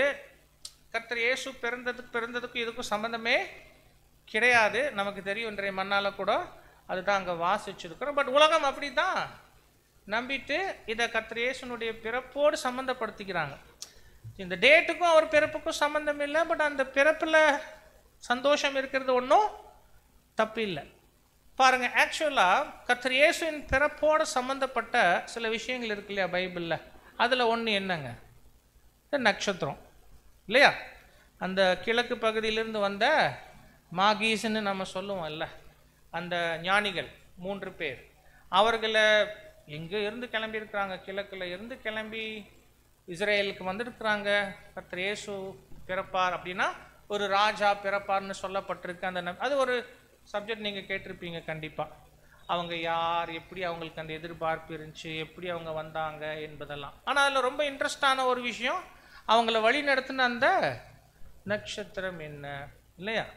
ஏரோது கிட்ட போய் சொல்லும்போது அவங்க என்ன சொல்றாங்க? கிழக்கிலே அவருடைய நட்சத்திரத்தை கண்டோம் இல்லையா? ஆக்சுவலாக அவங்க சொன்னது என்ன? அன்பானியவங்க வந்த 3 பேர்ல ஒருத்தர் அஸ்ட்ரானமர் தான், அப்படின்னா வானவியல் ஆராய்ச்சி பண்ணினவர் தான். ஸோ இப்போ அந்த ஞானிகளுக்கும் வானவியல் பற்றின தகவல்கள் நல்லாவே தெரிஞ்சிருந்துச்சு. அவங்களுக்கு இருந்த நம்பிக்கையில் அவங்க வாழ்ந்த காலத்தில் இந்த கிழக்கில் மன்னிக்கணும், இங்கே மத்திய கிழக்கு பகுதியில் இஸ்ரேலில் ஒரு ராஜா பிறப்பாருங்கிற ஒரு எதிர்பார்ப்பு அவங்களுக்கு இருந்துச்சு. ஆனால் அந்த இடம் வரைக்கும் அவங்கள வழி நடத்திட்டு வந்த நட்சத்திரம் அவங்க பார்த்ததாக சொல்கிறாங்களே, அதை பற்றி 2-3 கருத்துக்கள் நம்ம பைபிள் ஸ்டூடெண்ட்ஸ் மத்தியில் அங்கே இருக்குது. பட் பரவலாக எல்லாருமே ஏற்றுக்கொள்ளுவது என்ன சொல்லுங்க? நட்சத்திரம் என்ன? கரெக்டான பாதையில் வழி நடத்தலை, அது விடுங்க. ஆனால் நட்சத்திரம் என்ன அப்படின்னு கேட்டால் என்ன உங்களுக்கு தெரியும்? என்ன கேள்விப்பட்டு எடுக்கிறோம்? அது என்னது நட்சத்திரமா? நட்சத்திரம் பிகர் தென் வித்தியாசமாக ஒரு தகவல் சொல்கிறீங்க. இருக்கலாம். இல்லை, அந்த நட்சத்திரம் இதுவா இருக்கலாம் என்று பாடத்தில் ஏதாவது கேட்டிருப்பீங்க இல்லையா? ஆமாம், அது ஓகே. அது முன்னாடி சொன்னது தப்புன்னு தப்பு விட்டுருங்க அது. ஆனால் இதுக்கு ஒரு விளக்கம் வந்திருக்கும் இல்லைங்களா? அது உண்மையிலேயே நட்சத்திரமா இல்லை நான் அந்த ஆங்கிளுக்கு போல, அதுதான் பிரதர் தப்புன்னு சொல்லிட்டாங்க, அது விட்டுடுங்க. புரியுதுங்களா? அது உண்மையிலேயே ஒரு நட்சத்திரமா இருக்குமான்னு கேட்டால் நட்சத்திரம் அப்படியெல்லாம் போயிட்டு இருக்காது. மாதக்கணக்காக வாங்க நான் காட்டிட்டு போகிறேன் அப்படியெல்லாம் போகாது. புரியுதுங்களா? அதே மாதிரி ஏதாவது விண்கற்களாக இருக்குமா, காமெட்ஸாக இருக்குமா? இன்னும் காமெட்ஸும் இருக்க வாய்ப்பு கிடையாது. அல்லது இந்த எரிக்கல் இருக்குது ஷூட்டிங் ஸ்டாராக இருக்குமா? இன்னும் சான்ஸ். ஷூட்டிங் ஸ்டார்னா அப்படி போயிடும், அவ்வளோதான். அதிகபட்சம் ஒரு 2-3 செகண்ட் போகலாம், அதுவே ரொம்ப பெருசு. பார்த்துருக்கீங்களா? 2 செகண்ட் போன எரிக்கல் கஷ்டம்தான், பார்க்க முடியாது, ரொம்ப ஷார்ட்டாக போயிடும். ஸோ அது வந்து என்னன்னா அது கன்ஜங்ஷன் ஆஃப் ஸ்டார்ஸ் அல்லது பிளானட்ஸ் அப்படின்னு சொல்லுவாங்க சயின்ஸில், அஸ்ட்ரானமியில். அப்படின்னா பூமியிலிருந்து பார்க்கும்போது பூமி சுற்றுகிற வட்டப்பாதை, பூமியினுடைய சுழற்சி, இதெல்லாம் அடிப்படையில் சில சமயங்களில் தூரத்தில் இருக்கிற ஏதோ 2-3 நட்சத்திரங்கள் திடீர்னு ஒன்றுக்கு ரொம்ப க்ளோஸாக வர மாதிரி அமையும். அப்படி அமையும் போது ரெண்டும் தனித்தனியாக இருக்கும், ஒன்றும் தெரியாது. ஆனால் அப்படி வந்து பக்கத்தில் க்ளோஸாக வரும்போது திடீர்னு அங்கே என்ன ஆகும், அது பிரைட்டாக ஆகும். ஒரு 2-3 ஸ்டார் கூட அப்படி சேரலான்னா பூமியிலேருந்து பார்க்கும்போது உண்மையிலேயே அது ரெண்டும் மோதிக்கிற மாதிரி எல்லாம் கிடையாது. புரியுதுங்களா? ஸோ அந்த மாதிரி ஒரு நிகழ்வு நடந்திருக்கலாம். ஆனால் எங்கே நடந்துச்சு அப்படின்னா இந்த கோமா கான்ஸ்டலேஷனில் இங்கே வந்து நடந்திருக்கிறது. அதுதான் விஷயம். ஸோ அது ரொம்ப ஆச்சரியம். இந்த விர்கோ நட்சத்திர கூட்டம் அதுவே ஸ்திரீயின் வித்த மைய கருவாக வச்சிருக்கக்கூடிய ஒரு நட்சத்திர கூட்டம். அதனுடைய நட்சத்திர கூட்டம் கோமா. ஒரு ஸ்திரீ தன்னுடைய குழந்தையவே கையில் வச்சிருக்கிறாங்க. அதுக்கு பேரே வந்துட்டு விரும்பப்பட்டது அப்படி என்று வந்து அங்கே சொல்லப்படுது. இந்த நட்சத்திர கூட்டத்தில் தான் அந்த அடையாளமே தோன்றி இருக்கலாம் என்பது ஆராய்ச்சியாளர்களுடைய ஒருமித்த கருத்தாக அங்கே இருக்கு. கண்டிப்பாக கர்த்தர் இயேசு பிறந்த காலத்தில் இந்த நட்சத்திர கூட்டத்தில் அந்த மாதிரி, அதனால தான் கிழக்கிலே என்ன சொல்கிறாங்க, அவருடைய நட்சத்திரம். எப்படி ஒரு நட்சத்திரத்தை கர்த்தர் இயேசுவோட கனெக்ட் பண்ணுறாங்க அப்படின்னா இங்கே பாருங்க, கன்னிகை குமாரன், அந்த நட்சத்திர கூட்டத்தில் அந்த சைன் வந்து அவர்களுக்கு வந்திருக்குது. ரொம்ப ஆச்சரியம் தான் அதெல்லாம் அன்பானவர்களே. ஸோ அப்போது இது அந்த கோமா என்று நம்ம அங்கே பார்க்குறோம். அதற்கப்புறம் ஒருவேளை அடுத்த நட்சத்திர கூட்டம் அதில் பார்த்தீங்கன்னா சென்டாரஸ்னால் இப்படியாக இருக்கும் நட்சத்திர கூட்டம். நான் கொஞ்சம் வேகமாக போகிறேன், பெரிய தகவல் இல்லை. ஒருவேளை அதனுடைய வடிவம் பார்த்தீங்கன்னா இப்படி வந்து ஒரு மாதிரியான பாதி விலங்கு பாதி மனிதன் வீரன் ஈட்டி வச்சுட்டு அங்கே வந்து குத்துவார். இதில் விசேஷம் என்னென்னா அந்த பெயர் வந்து என்ன அப்படின்னா சென்டாரஸ் அப்படிங்கிறதுக்கு வருவதுக்கு பேர் அர்த்தம் வருது த டிஸ்பைஸ்ட், புறக்கணிக்கப்பட்டவர் என்கிற அர்த்தம் வரக்கூடிய பெயர் வந்து இந்த நட்சத்திர கூட்டத்துக்கு வைக்கப்பட்டிருக்குது. ஏசாயா 53:3 வாசிங்க.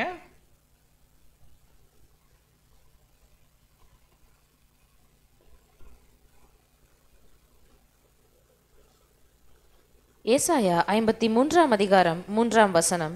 அவர் அசட்டை பண்ணப்பட்டவரும் மனுஷரால் புறக்கணிக்கப்பட்டவரும் துக்கம் நிறைந்தவரும் பாடு அனுபவிக்கிறவருமாயிருந்தார். அவரை விட்டு நம்முடைய முகங்களை மறைத்து கொண்டோம். அவர் அசட்டை பண்ணப்பட்டிருந்தார், அவரை எண்ணாமற் போனோம். பாருங்க, கர்த்தர் இயேசு பத்தி தீர்க்க தரிசனம் சொல்லும் போது என்ன வார்த்தைகள்லாம் வருது, அவர் அசட்டை பண்ணப்பட்டவர். அதே அர்த்தம் உள்ள பேர் வந்து இந்த நட்சத்திர கூட்டத்துக்கு வைக்கிறாங்க.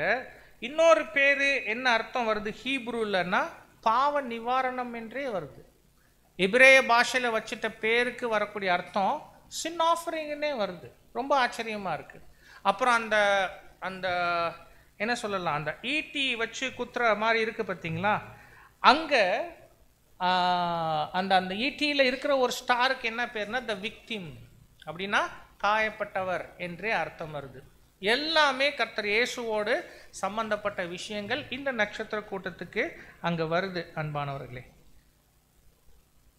கொஞ்சம் கூர்ந்து கவனிச்சிங்கன்னா இந்த பிக்சரில் சென்டாரஸில் நமக்கு என்னவும் வருது, இந்த மாதிரி ஒரு கிராஸ் கூட அங்கே வரும். கிராஸ் நிறைய இருக்குது வானத்தில், ஆனால் இந்த நட்சத்திர கூட்டத்தில் இங்கே ஒன்று சின்னதாக வரும் பாருங்க. இது கிரக்ஸ்னா கிராஸ் தான். ஸோ ஏன் வந்து இது வரணும், ரொம்ப ஆச்சரியமாக இருக்குது. ஆனால் இதே கிரக்ஸை வந்து நம்ம இன்னொரு கான்ஸ்டலேஷன்லையும் பார்ப்போம். அப்போ கொஞ்சம் டீட்டெயிலாக உங்களுக்கு நாம் அங்கே சொல்கிறோம். அடுத்த ஒரு அந்த துணை 2 பார்த்துட்டோம், கோமா சென்டாரஸ். இன்னொன்று வந்து பூட்டிஸ் வந்து பார்க்குறதுக்கு இப்படியாக உங்களுக்கு இருக்கும். அது வரைபடத்தில் போட்டோம்னா நமக்கு இந்த மாதிரி நமக்கு வருகிறது பார்க்குறோம். நல்லா கவனிச்சிங்கன்னா கையில் கருக்கருவால் வச்சிருக்கிறாரா, கருக்கருவால் வச்சிருக்கிறார் பார்க்குறீங்களா? ஆமாம், பாருங்கள். The name of the constellation means the coming one. இந்த கான்ஸ்டலேஷனுக்கு பேர், அதனுடைய அர்த்தம் என்னன்னா வரப்போகிறவர், அவ்வளோதான், வரப்போகிறவர். வரப்போகிறவர் கர்த்தர் இயேசுக்கு சம்பந்தப்பட்ட விஷயமா இருக்குது. இந்த நட்சத்திர கூட்டத்தில் தான் நம்ம துருவ சக்கர நட்சத்திரம்னு பார்க்குறோம்ல, ஆர்க்டரஸ் ஸ்டார் இந்த பூட்டிஸ் கான்ஸ்டலேஷனில் இடம் பெற்றிருக்கிறது தான் ஆர்க்டரஸ் ஸ்டார் என்று நாம் அங்கே பார்க்குறோம் அன்பானவர்களே. ஸோ அப்போது வரப்போகிறவர், வருகிறவர், இதெல்லாமே வேறு வேறு பாஷையில் இந்த பெயருக்கு வந்துட்டு அங்கே அர்த்தமாக வைத்திருக்கிறாங்க. ஸோ அப்போது அன்பானவர்களே, ரொம்ப சிம்பிளாக இந்த பாடம் முழுவதுமே இப்படி தான் போகும் உங்களுக்கு.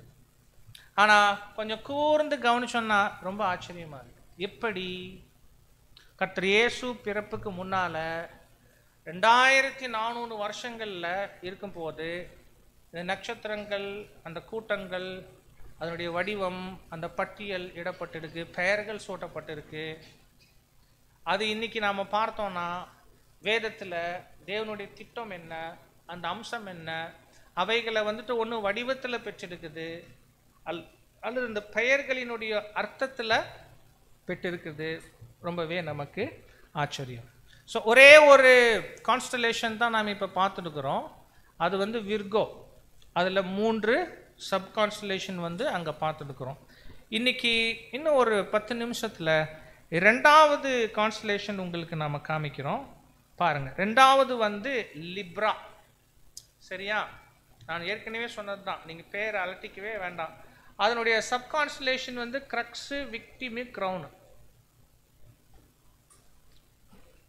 பாருங்க, இப்போ உங்களுக்கு புரியும், ஆச்சரியமாக இருக்கும். அந்த நட்சத்திர கூட்டம் வானத்தில் இப்படி இருக்கும். ஒரு 3, 5, 8 பிரதானமான நட்சத்திரங்கள்.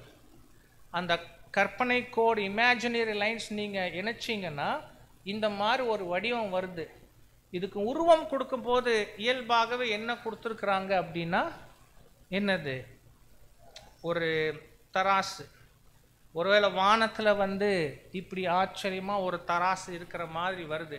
பளிச்சுன்னு நமக்கு என்ன கான்செப்ட் ஞாபகத்துக்கு வருது? தெய்வீக திட்டத்தில் இந்த சிம்பிள் பார்த்த உடனே ரான்சம். பாருங்க, இப்போ அந்த விர்கோ கான்ஸ்டலேஷன், கன்னிகையை வடிவமாக கொண்ட நட்சத்திர கூட்டம், ஸ்திரீயின் வித்து கர்த்தர் இயேசு, அவரை வந்து ரொம்ப தெளிவாக அவருடைய பிறப்பு, அவர் தீர்க்க தரிசனத்தில் எப்படியாக சொல்லப்பட்டிருக்கிறார் தகவல் காமிக்குதுன்னா, இந்த லிப்ரா கான்ஸ்டலேஷன் நம்ம பார்க்கும்போது ரொம்ப ஆச்சரியம். அப்படியான ஸ்திரீயின் வித்து இந்த மனுக்குலத்துக்கு எப்படி ரட்சகர் ஆக போகிறாங்க அப்படின்னா, தராசனுடைய கான்செப்ட் என்ன? ரான்சம்னா தன்னுடைய ஜீவனை எப்படி கொடுக்கணும்? சரிநிகர் சமான விலையாக இன்னொருத்தருடைய ஜீவனுக்கு. கரெக்டா? ஸோ இன்னொருத்தருடைய ஜீவனுக்கு சரி நிகர் சமான விலையா தன்னுடைய ஜீவன் அங்கே கொடுக்கணுங்கிறது தான் கான்செப்டே, ரான்சம்னுடைய கான்செப்ட். ஸோ கண்டிப்பாக அந்த 2 தட்டுக்கள் அங்கே வந்துடணும், 2 பேலன்ஸஸ் அங்கே வந்துடணும் அன்பானவர்களே. ரொம்ப ஆச்சரியமாக லிப்ராலுடைய அந்த ஸ்ட்ரக்சர் வந்து நமக்கு அங்கே இருக்குது. ஆனால் பொதுவாக தராசு வந்து சாதாரணமாக சொன்னேன். இப்போ பைபிள் ஸ்டூடெண்ட்ஸை கேட்டுட்டா வந்து தராசுன்னா என்னென்னா என்ன சொல்லிட்டோம்? ஒரு பைபிள் ஸ்டூடெண்ட் யாருக்கு முன்னாடி கேட்டால் என்ன சொல்லியிருப்பீங்க? தராசு பார்த்தா என்ன தோணுது அப்படின்னா என்ன சொல்வீங்க? ஓ, காலையில் சாப்பிட்றதே இல்லையோ அப்படின்னா கடைக்கு போகணும், அங்கே போனால் ஏதாவது வாங்கணும், பர்ச்சேசிங் தான் அங்கே இல்லையா? பாருங்க, உடனே கோர்ட்டுக்கு போயாச்சு.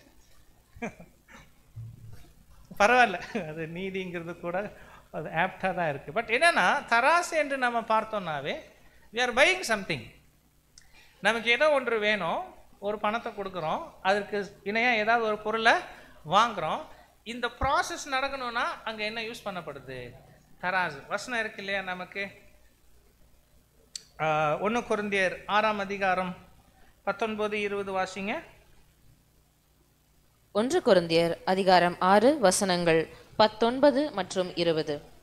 உங்கள் சரீரமானது நீங்கள் தேவனாலே பெற்றும் உங்களில் தங்கியும் இருக்கிற பரிசுத்த ஆவியினுடைய ஆலயமாய் இருக்கிறதென்றும் நீங்கள் உங்களுடையவர்கள் அல்ல என்றும் அறியீர்களா? அன்பானவர்களே, இந்த வசனம் வந்து சாதாரணமாக படிக்கக்கூடாது. நம்ம பார்க்குற கோணம் வேற. ஆனால் இந்த வசனத்தில் இருக்கக்கூடிய அந்த வீரியம் ரொம்ப பெருசு. இந்த வசனம் எப்பெல்லாம் படிக்கிறோமோ, எதுக்காக படிக்கிறோமோ பரவாயில்ல, ஆனால் அந்த வசனத்தினுடைய வீரியம் என்ன? அந்த செகண்ட் பார்ட் வாசிங்க மறுபடியும். உங்கள் சரீரமானது நீங்கள் தேவனாலே பெற்றும் உங்களில் தங்கியும் இருக்கிற பரிசுத்த ஆவியினுடைய ஆலயமாய் இருக்கிறதென்றும் நீங்கள் உங்களுடையவர்கள் அல்லவென்றும் அறியீர்களா? என்ன மீனிங் தயவு செஞ்சு பாருங்க. அது நீங்கள், ஐயோ, அந்த அந்த அந்த வசனம் வாசிக்கும் போதே ஏதோ ஆகுது. நீங்கள் உங்களுடையவர்கள் அல்ல, அப்புறம் அல்லவென்று அல்ல என்றும் அறியீர்களா? கிரயத்துக்கு என்ன மீனிங் சகோதர சகோதரி? ஓகே, நம்ம வானங்கள் சுவிசேஷம் எல்லாம் ஓரமா இருக்கட்டும். இந்த வசனம் தான் உங்களுக்கும் எனக்கும் நம்ம ஜீவன் இருக்கிற வரைக்கும் ரொம்ப சீரியஸா வைக்கணும். நாம் நம்முடையவர்கள் அல்ல. இந்த வாழ்க்கைய நமக்காக வாழ முடியாது, வாழ மாட்டோம்னு சொல்லி பல வருஷம் ஆச்சு இல்லையா? கிரயத்துக்கு கொல்லப்பட்டிருக்கோம்னா தேவன் அவங்க குமாரனுடைய ஜீவனை கொடுத்து நம்மை என்ன பண்ணியிருக்கிறாங்க? தமக்காக வாங்கியிருக்கிறாங்க. அதனால்தான் you are not your own. எனக்கு தெரியல நீங்க எப்படி 4:30 மணிக்கு இது எப்படி உங்களால் கேட்க முடியுதுன்னு எனக்கு தெரியல, புரியுதா? ஆனால் அந்த வசனத்துக்கு ஒரு மிகப்பெரிய வீரம், ஒரு வல்லமை இருக்கு. You are not your own. ரொம்ப ஆச்சரியமா இருக்கு. அப்படின்னா நம்ம வேற யாருக்கோ சொந்தம், நாம நமக்கே சொந்தம் இல்லை. கான்சக்ரேட்டட் லைஃபை சுருக்கமா சொல்லுது. This is consecration. எப்போதுமே மைண்டில் நாம் வைக்கணும். தேவனுக்காக அவங்க சித்தம் செய்வதற்காக முழுமையாக நம்மை அர்ப்பணிச்சிட்டோம். அந்த நிமிஷத்திலிருந்து இந்த ஜீவியம் தேவனுக்கானது. அப்படின்னா இந்த ஜீவியத்தை நான் எந்த சூழலிலும் எக்காரணத்தை கொண்டும் என் இஷ்டத்துக்கு வாழ முடியாது, வாழக்கூடாது. ஏன்னா எனக்காக ஒரு பெரிய விலை கொடுத்திருக்கிறார் தேவன். ரொம்ப அருமையான ஸ்கிரிப்சர். அது படிக்கும் போது எல்லாமே அந்த இன்ஸ்பிரேஷன் வந்து நமக்கு அனுமதிக்கணும். நம்ம அந்த மாதிரி ஒரு வகுப்பார். நமக்காக ஒரு பெரிய விலை கொடுக்கப்பட்டிருக்குது. நம்ம வாங்கப்பட்டுட்டோம், நாம் நம்முடையவர்கள் அல்ல. பட் அந்த ப்ராசஸ் இருக்கு இல்லையா, வாங்குதல், அந்த தான் இந்த தராசு வந்து என்ன ரொம்ப அழகாக அங்கே காண்பிக்குது சகோதர சகோதரிகளே. ஸோ ஒருவேளை இந்த கான்ஸ்டலேஷன் சம்மந்தப்பட்ட மற்றதெல்லாம் பார்க்கும்போது கூட அதுதான் வருது. ஆனால் இந்த நட்சத்திர கூட்டத்துக்கார பெயருக்கு வரக்கூடிய அர்த்தம் வந்து வெயிங். அரபு பாஷையில் அதுக்கு வைத்திருக்கிற பேருக்கான அர்த்தம் வந்து பர்ச்சேஸ் ஆர் ரிடம்ஷன். அப்படின்னா நிறுத்து பார்த்தல், அப்புறம் வாங்குதல், விலை கொடுத்து, அல்லது மீட்பு என்கிற அர்த்தங்கள் வரக்கூடிய பெயர்கள் இந்த நட்சத்திர கூட்டத்துக்கு சூட்டப்பட்டிருக்கு என்று பார்க்குறோம். நான் இப்போ சில அரபு பெயர் சொல்லுவேன், காதில் போகாட்டி கண்டுக்காதீங்க, புரியுதுங்களா? இந்த நட்சத்திர கூட்டத்தில் ஒரு நட்சத்திரத்தினுடைய பேர் வந்து ஜூபன் அல் ஜெனுபி. நல்லது, விட்டுருங்க, சரியா? ஆனால் அதனுடைய மீனிங் என்னன்னா the price that is deficient. அந்த அரபு பாஷையில் அந்த நட்சத்திரத்தினுடைய பேருக்கு இருக்கிற அர்த்தம் என்னன்னா குறைவாய் இருக்கக்கூடிய விலை, குறைவாய் இருக்கக்கூடிய விலை. நமக்கு வசனம் என்ன சொல்லுது? வாசிங்க, ஏசாயால நமக்கு அது இருக்கும் இல்லையா? மன்னிக்கணும், சங்கீதம் 49:7-8.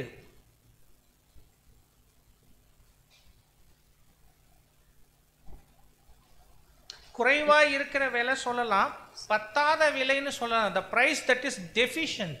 ஒரு பொருளை வாங்கறதுக்கு உரிய விலை ஒன்று இருக்கும், ஆனால் அந்த விலை வந்து நம்மக்கிட்ட அவ்வளோ இல்லை, இன்னும் கொஞ்சம் குறைவாக தான் இருக்குன்னு சொல்ல, பத்தலைன்னு சொல்கிறோம்ல, அது மாதிரி பத்தாத தொகை அது. அது வசனத்தில் வாசிங்க நமக்கு. சங்கீதம் 49 வசனங்கள் 7 மற்றும் 8. ஒருவனாவது தன் சகோதரன் அழிவை காணாமல் இனி என்றைக்கும் உயிரோடு இருக்கும்படி எவ்விதத்தினாலாவது அவனை மீட்டு கொள்ளவும் அவன் நிமித்தம் மீட்கும் பொருளை தேவனுக்கு கொடுக்கவும் கூடாதே. பாருங்க, அதாவது இந்த மனுஷ சந்ததியில் வந்த எந்த ஒரு மனுஷனாலையும் ஆதாமுக்கு நிகரான ஒரு ஈட்டுக்கிரயத்தை என்ன பண்ண முடியாது, கொடுக்க முடியாது. ஏன் ஏன் யாருமே ஆதாமுடைய விலைக்கு நிகர் இல்லை. இந்த மீனிங் வர பேர் தான் அந்த நட்சத்திரத்துக்கு இருக்குது. The price that is deficient. ரொம்ப ஆச்சரியம். எது? ஜூபன் அல் ஜெனூபி. ஆனா இன்னொரு நட்சத்திரம் இருக்கு, அதுக்கு பேர் என்ன அப்படின்னா ஜூபன் அல் கெமாலி. இதுக்கு என்ன அர்த்தம் வருதுன்னா the price which covers. எந்த தொகை குறைவா இருக்கோ அதை இது என்ன பண்ணுது, ஈடு கட்டக்கூடிய ஒரு விலையாக. அந்த எப்படி அரபு பாஷையில இந்த நட்சத்திர கூட்டத்தில் ரெண்டு வேற வேற நட்சத்திரத்துக்கு இப்படி அர்த்தம் வர மாதிரி யார் பேர் வச்சா, எதுக்கு வச்சாங்க? குறைஞ்ச விலையா இருக்கு ஒரு நட்சத்திரத்துக்கு பேர் இப்படின்னு நல்லா இருக்கா? குறைஞ்ச விலை. ஆனா இன்னொரு நட்சத்திரத்துக்கு என்ன பேர் வருது? சரியாக்கிடுச்சு அப்படிங்கிற மாதிரி. ரொம்ப ஆச்சரியமா இருக்கு. அந்த நட்சத்திரம் பார்த்தோம்னா தராசா இருக்குது சகோதர சகோதரிகளே. ஸோ அப்போ ரொம்ப ஆச்சரியம் தான் இது. கண்டிப்பா கர்த்தர் இயேசு ஆதாமுடைய ஜீவனுக்கு நிகரான ஜீவனாக தன் ஜீவனை கொடுத்து இந்த மனுக்குலத்துக்கு ரட்சிப்பாக இருப்பது நமக்கு தெரியுது. அதான் சொல்றோம் பாருங்க, கர்த்தர் இயேசு பிறந்து மரிப்பதற்கு 2000 வருஷத்துக்கு முன்னாடி இந்த நட்சத்திரங்கள் பட்டியலிடப்பட்டாச்சு, பெயர்கள் சூட்டப்பட்டாச்சு, அர்த்தங்கள் இவ்விதமாக வரும் மாதிரி பெயர்கள் சூட்டப்பட்டாச்சு. ஆனால் எல்லாமே கர்த்தர் இயேசுவோடு சம்பந்தப்பட்ட விஷயங்களை நமக்கு அங்கே காண்பிக்கிற மாதிரி இருப்பது ரொம்பவே ஆச்சரியம். பாருங்க, இப்போ இதனுடைய இன்னொரு கான்ஸ்டலேஷன் நம்ம கொஞ்ச நேரத்துக்கு முன்னாடி அதில் பார்த்தது தான் கிரக்ஸ் இல்லையா? எத்தனை நட்சத்திரம் இருக்கு உங்களுக்கு தெரியுது? பிரைட் அப்படின்னா எவ்வளோ சொல்வீங்க? 5 சொல்லலாம்ல. அந்த 4 இணைச்சோம்னா என்ன வருது? சிலுவை நமக்கு வருது. ஆக்சுவலாக கர்த்தர் இயேசுக்கு சிலுவையில் இருக்கும்போது காயம் எத்தனைன்னு கேட்டால் என்ன சொல்லுவோம் நம்ம? காயம் காயம் காயம் 5 காயம் தான் சொல்லுவோம்ல. 2 விழால 1 பாருங்க.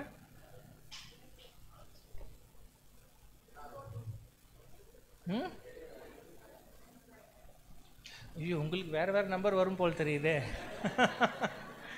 இங்க முள்முடி, இங்க 2ல ஆணி, அங்க ஒரு ஆணி, இங்க ஈட்டி. அந்த அந்த அந்த ஸ்ட்ரக்சர் பாருங்க. ரொம்ப ஆச்சரியமா இருக்கு பாருங்க, கிளீனா இருக்குது. எப்படி அந்த மாதிரி தேவன் வைக்கிறாங்க, ஆச்சரியம். அந்த விழாவுக்கு அந்த அந்த ஒரு நட்சத்திரம் வருது பாருங்க, ரொம்ப கரெக்டா அங்க இருக்கிற மாதிரி எல்லாம். ரொம்ப கிரக்ஸ் கான்ஸ்டலேஷன் ஒரு சப் கான்ஸ்டலேஷன் அன்பானவர்களே. ஸோ இதுக்கு பேரே த சதர்ன் கிராஸ் தான், அப்படிதான் சொல்றாங்க. ஸோ இது பார்க்கும்போது ரொம்ப ஆச்சரியம். இந்த நட்சத்திர கூட்டத்தினுடைய இன்னொரு முக்கியமான தகவல் என்னன்னா, கர்த்தர் இயேசு சிலுவையில் அறையப்பட்டு தொங்கிட்டு இருந்த போது இந்த நட்சத்திர கூட்டம் இஸ்ரேலினுடைய லாட்டிடியூடுக்கு மேலே கரெக்டாக இருந்திருக்கு இந்த நட்சத்திர கூட்டம். ஆனால் என்ன ஆச்சரியம் அப்படின்னா, அதுக்கப்புறம் ஒருபோதும் இந்த நட்சத்திர கூட்டம் அந்த லைனில் வரவே இல்லை, சில காரணங்களினால. அது விஞ்ஞான ஆராய்ச்சிக்கு தான் தெரியும்.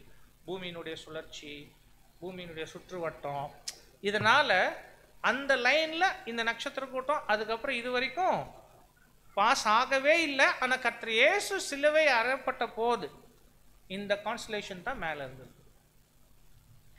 சரி, மறுபடியும் மேலே வருமா அப்படின்னு கேட்டால் வரலாம். எப்போ வரும்னு கேட்டால் இன்னொரு 25,000 வருஷம் ஆகும்.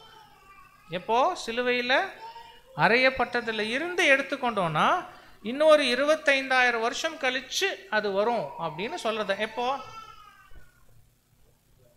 ஆமா, அப்படின்னா தெரியல. ஒருவேளை மீண்டும் கர்த்தர் இயேசு சிலுவையில் அறையப்பட்ட அதே கல்வாரிக்கு மேலே இந்த கான்ஸ்டலேஷன் 25,000 வருஷத்துக்கு மேலே அப்புறம் வரப்போகுதுங்கும் போது தேவனுடைய ராஜ்யத்தில் பிரதர் அந்த சப்ஜெக்டை எழுதினவர் எழுதும் போது ஒருவேளை எப்பேற்பட்ட நன்றிகளோடு கூடிய துதி அப்போ மனுக்குலம் ஏறெடுப்பாங்களோ நமக்கு தெரியல. ஏன்னா அதே ஒரு சிங்க்ரனைசிங் நியர்லி ஆஃப்டர் 25,000 இயர்ஸ் வரப்போகுது. என்ன என்று நமக்கு தெரியல, ஆனால் ரொம்ப ஆச்சரியமாக அங்கே இருக்கு. சகோதர சகோதரிகளே பாருங்க, இப்போ இன்னொரு நட்சத்திர கூட்டம் வந்து பாருங்க, அதே அந்த லிப்ரால இருக்கக்கூடிய மூணாவது வந்து நார்தர்ன் கிரவுன். புரியுதா? இப்படியாக இருக்கு 2, 5, 7 நட்சத்திரங்களை கொண்டு இதுக்கு பாருங்க. இது வந்து ஆக்சுவலி ஒரு கிரீடத்தை காண்பிக்கக்கூடிய நட்சத்திர கூட்டம். அப்போ ரொம்ப சிம்பிளாக நீங்கள் பார்த்தீங்கன்னா லிப்ரா எடுத்துட்டிங்கன்னா லிப்ரால வந்து இந்த 3மே நம்ம அங்கே பார்க்க முடியும். அதாவது நான் இது சொல்லலை, த விக்டிம் லூப்பஸ் வந்து சொல்லலை, இது வந்து இன்னொரு நட்சத்திர கூட்டம். ஒரு சிங்கம் நாக்க வெளியே தள்ளிட்டு செத்து கிடக்கிற மாதிரி இருக்கிற நட்சத்திரம் கூட்டம். அது வந்து இந்த 3மே லிப்ரா என்று சொன்னால் அந்த என்ன வந்துச்சு வடிவம்? தராசு இல்லையா? கிரக்ஸு ஒன்று, சிலுவை ஒன்று, அப்புறம் இந்த நாக்க வெளியே தள்ளிட்டு விழுந்து கிடக்கிற சிங்கம் ஒன்று, 3வது வந்து அந்த அந்த கிரீடம். இந்த 3மே சப்கான்ஸ்டலேஷன்ஸ். ஆக்சுவலி அது சிங்கம் நாக்கு வெளியே தள்ளிட்டு இருக்க சிங்கம் கண்டிப்பாக யூத சிங்க ராஜா கர்த்தர் இயேசுவை குறிக்குது. ஒருவேளை நாக்கு வெளியே தள்ளிட்டு இருக்கிறது கர்த்தர் இயேசுனுடைய மரணத்துக்கு ஒரு முக்கியமான காரணம் என்னங்க? அவர் சிலுவையில் இருக்கும்போது சொன்ன 7 வார்த்தையில் ஒரு வார்த்தை, தாகமாய், டீஹைட்ரேஷன். மெமோரியல் சப்ஜெக்டில் நீங்கள் கேட்டுருப்பீங்க. அவருடைய மரணத்துக்கு சில பல காரணங்கள் இருக்குது. மெயினாக ஹார்ட் பர்ஸ்ட் ஆனது நமக்கு தெரியும். ஆனால் கூடவே அதை ஸ்டிமுலேட் பண்ணதில் அவருக்கு முழுக்க டீஹைட்ரேஷன் ஆகிடுது இல்லையா? அதனால தான் ஓப்பனாக சொன்னார், தாகமாய் இருக்கிறேன். ஸோ அந்த சிங்கம் நாக்கு வெளித்தள்ளின மாதிரி விழுந்து கிடப்புது. அந்த நட்சத்திர கூட்டத்துக்கு பேரே லூப்பஸ், விக்டிம்ங்கிற அர்த்தம். அப்படின்னா காயப்பட்டவர் அல்லது பாதிக்கப்பட்டவர் என்கிற அர்த்தம். 3வது சப்கான்ஸ்டலேஷன் வந்து அந்த நார்தர்ன் கிரவுன், ஒரு கிரீடம் வருகிற மாதிரி. ஸோ இப்போ எல்லாத்தையுமே நீங்கள் ஒப்பிட்டு பாருங்களேன். தராசு எதை காண்பிச்சுது? ஈடு இல்லையா? இப்போ ஈடு பலி கொடுப்பதில் சிலுவை பாடுகளை குறிக்குது. அந்த பாடுகள் மத்தியில் அவர் ஜீவன் விடுவது, அந்த சிங்கம் கீழே விழுந்து நாக்கு வெளித்தள்ளி கிடப்பது. ஆனால் இப்படியாக பாடுபட்டு சிலுவை மரணத்தில் அவர் ஈடுபலி கொடுப்பதின் மூலம் விளைவு என்ன அவருக்கு கிடைக்குது? இறுதியில் அந்த கிரீடம் வந்துட்டு தேவன் அவருக்கு அலியாமின் கிரீடம் வந்து அங்கே கொடுப்பது அங்கே இருக்குது. நான் ரொம்ப ஷார்ட்டாக முடிச்சிட்டேன். சில டீட்டெயில்ஸ் இருக்குது, வசனங்களுக்குள்ளெல்லாம் போய் சொல்லலாம். ஆனால் இது போதும் அன்பானவர்களே. ஸோ அப்போது இந்த 2வது நட்சத்திர கூட்டம் நம்ம பார்க்கும்போதும் கூட ரொம்ப ஆச்சரியமான விஷயங்கள் தான் அங்கே இருக்குது. ஸோ இப்படியாக இன்னுமே நீங்கள் எடுத்தீங்கன்னா போய்கொண்டே இருக்கும். ஒரு 10 நட்சத்திர கூட்டங்கள், அதனுடைய வேறு ஒரு 30 சப்கான்ஸ்டலேஷன்ஸ். ஆனால் இதெல்லாம் பார்க்கும்போது அன்பானவர்களே நமக்கு என்ன தெரியுது அப்படின்னா, இப்போ நமக்கு அந்த வசனம் புரியும். சங்கீதம் 19 முதல் 3 வசனங்கள், வானங்கள் அவருடைய மகிமையை வெளிப்படுத்துது. ஸோ ஒரு சின்ன பாடம் உங்களுக்கு கண்டிப்பாக நான் பிரதர்ஸ் கிட்ட சொன்னது தான் இப்பயும் சொல்கிறேன். நோட்ஸு பவர் பாயிண்ட்டு கொடுத்துட்டு போயிடுறேன், நீங்கள் ஷேர் பண்ணிக்கலாம், சகோதரர்கள் எடுக்கலாம், நீங்கள் தியானிக்கலாம். ஒருவேளை மெமோரியல் ஸ்டடி வேணுமா, அதுக்குள்ள மெமோரியல் ஸ்டடியும் இருக்குது. இந்த சீசனுக்கு நீங்கள் ஒரு 2-3வது எடுத்து நம்ம அங்கே பார்க்கலாம். எப்படி கர்த்தர் இயேசுனுடைய மரணம், அந்த மரணத்தில் அவருடைய அனுபவங்கள் எல்லாமே தேவன் வானங்கள் அங்கே வச்சிருக்கிறாங்க, சும்மா இல்லை. ஸோ அதான் இப்போ நம்ம வானத்தை அண்ணாந்து பார்க்குறோம். முன்ன வரைக்கும் இந்த ஸ்டார்ஸ் பற்றி ஃபேமஸ் பாட்டு வந்து ட்விங்கிள், அவ்வளோதான். நமக்கு எல்லாமே அது லிட்டிலாக தான் தெரியும். ஆனால் வசனங்களில் போய் அதுக்கு உள்ள மகத்துவத்தோடு நம்ம போய் ஆராய்ச்சி பண்ணி பார்க்கும்போது ரொம்ப ஆச்சரியமாக கண்டிப்பாக நம்முடைய தேவன் சர்வ ஞானமுள்ள தேவன், சர்வ வல்லமையுள்ள தேவன். அவருடைய படைப்புகளில் அந்த வல்லமை விளங்குது, அந்த ஞானம் விளங்குது. எவ்வளோ ஆச்சரியம் பாருங்க. இன்னும் இது வந்து எக்ஸ்பிளைன் பண்ணிகிட்டே இருக்கலாம்.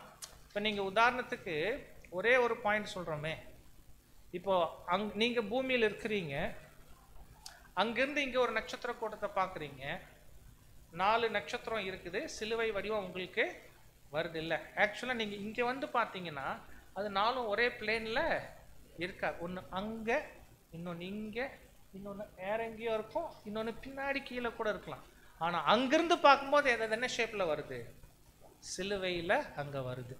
ஸோ எப்படி தேவன் இவைகளை படைச்சாங்க, எப்படி அந்தந்த இடத்துல அதை பிளேஸ் பண்ணாங்க, பூமியிலிருந்து பார்த்தா இந்த வடிவம் தான் தெரியணும், வல்லமை.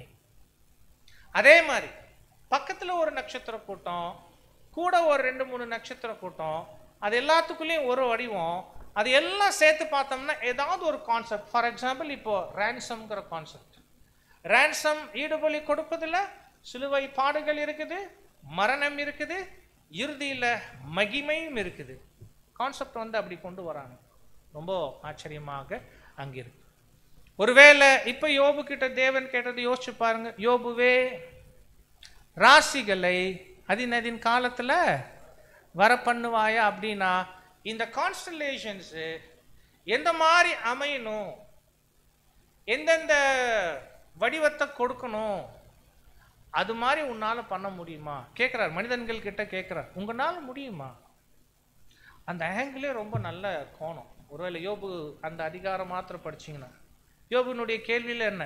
தேவனே, என் வாழ்க்கையில் எனக்கு மாத்திரம் ஏன் இவ்வளோ பிரச்சனை? எனக்கு ஏன் பிரச்சனை? எனக்கு ஏன் பிரச்சனை? தேவன் அமைதியாரு, இப்போ நான் கேட்குறேன் அப்படின்ட்டு அவர் கேட்குறது முழுக்க முழுக்க பார்த்தீங்கன்னா மனுஷ ஞானத்துக்கு எட்டாத கேள்வி. மிருக சிரீஷம் கட்டுகள் நீ அவிழ்ப்பாயா? துருவ சக்கர நட்சத்திரம் பூட்டிஸ் கான்ஸ்டலேஷனில் நம்ம பார்த்தோம், நீ வழி நடத்துவாயா? அருமின் நட்சத்திர சுகிர்த சம்பந்தம் நீ இணைப்பாயா? அப்படின்னா மனிதனால, மனித இனத்தினால முடியாதவைகளா தேவன் ஏன் கேட்குறாங்கன்னா, ஜோபு கிட்ட பேசும்போது இவ்வளோ பெரிய பெரிய காரியங்கள் செய்து கொண்டிருக்கிற தேவன் நான், உன் வாழ்க்கையில் நடந்திருக்கிற விஷயம் எனக்கு தெரியாமையா நடந்துடுச்சு? இதையெல்லாம் கட்டுப்படுத்தக்கூடிய என்னால் உன்னுடைய வாழ்க்கையில் நடக்கிற விஷயங்களை கட்டுப்படுத்த முடியாதுன்னு நான் நினச்சிட்டேன். அது புரியும் போது ஜோப் என்ன சொல்லிடுறார்? தேவனே, புரிஞ்சிட்டேன், நான் இனிமேல் வாயே திறக்க மாட்டேன். அதாவது ரொம்ப நல்ல பாடம் என்ன அப்படின்னா, தேவனை சர்வ வல்லமை உள்ளவர், ஞானம் உள்ளவராக நம்ம பார்த்து புரிஞ்சிருக்கும் போது நம்ம வாழ்க்கையில் தேவன் நம்முடைய நன்மைக்கு என்று எது அனுமதிச்சாலுமே கூட அப்பேற்பட்ட தேவனை தேவனாக கொண்டிருக்கிற ஜனம் பாக்கியம் உள்ளதுன்ட்டு அமைதியாக இருந்துடணும். தெய்வீக ஞானத்தை நாம் என்ன பண்ணிடக்கூடாது? கேள்வி கேட்டிடக்கூடாது, சந்தேகப்பட்டுடக்கூடாது. சரி, ஆனாலும் அன்பானவர்களே, ஸோ இப்படியாக நாம் இந்த பாடத்தை நம்ம கவனிக்கும் போது கண்டிப்பாக இந்த நட்சத்திரங்களில் இன்னும் ஆச்சரியங்கள் இருப்பதுக்கு வாய்ப்பு இருக்குது. ஒருவேளை தேவனுடைய சித்தம் இருந்தால் மீதி 10 கான்ஸ்டலேஷன் வந்து வாய்ப்பு கிடைக்கும் போது சகோதரர்கள் மூலமாக நீங்கள் கேட்டு அங்கே பயனடையலாம். இந்த நாளிலே உங்கள் மத்தியில் இப்படியான ஒரு வாய்ப்பில் தேவன் அனுமதிச்சதுக்காக தேவனுக்கே எனது நன்றிகளை கர்த்தர் இயேசு மூலம் ஏறெடுத்து உங்களுடைய அன்புக்காக, அழைப்புக்காக நன்றியும் தெரிவித்துக் கொள்கிறேன். ஆமென்.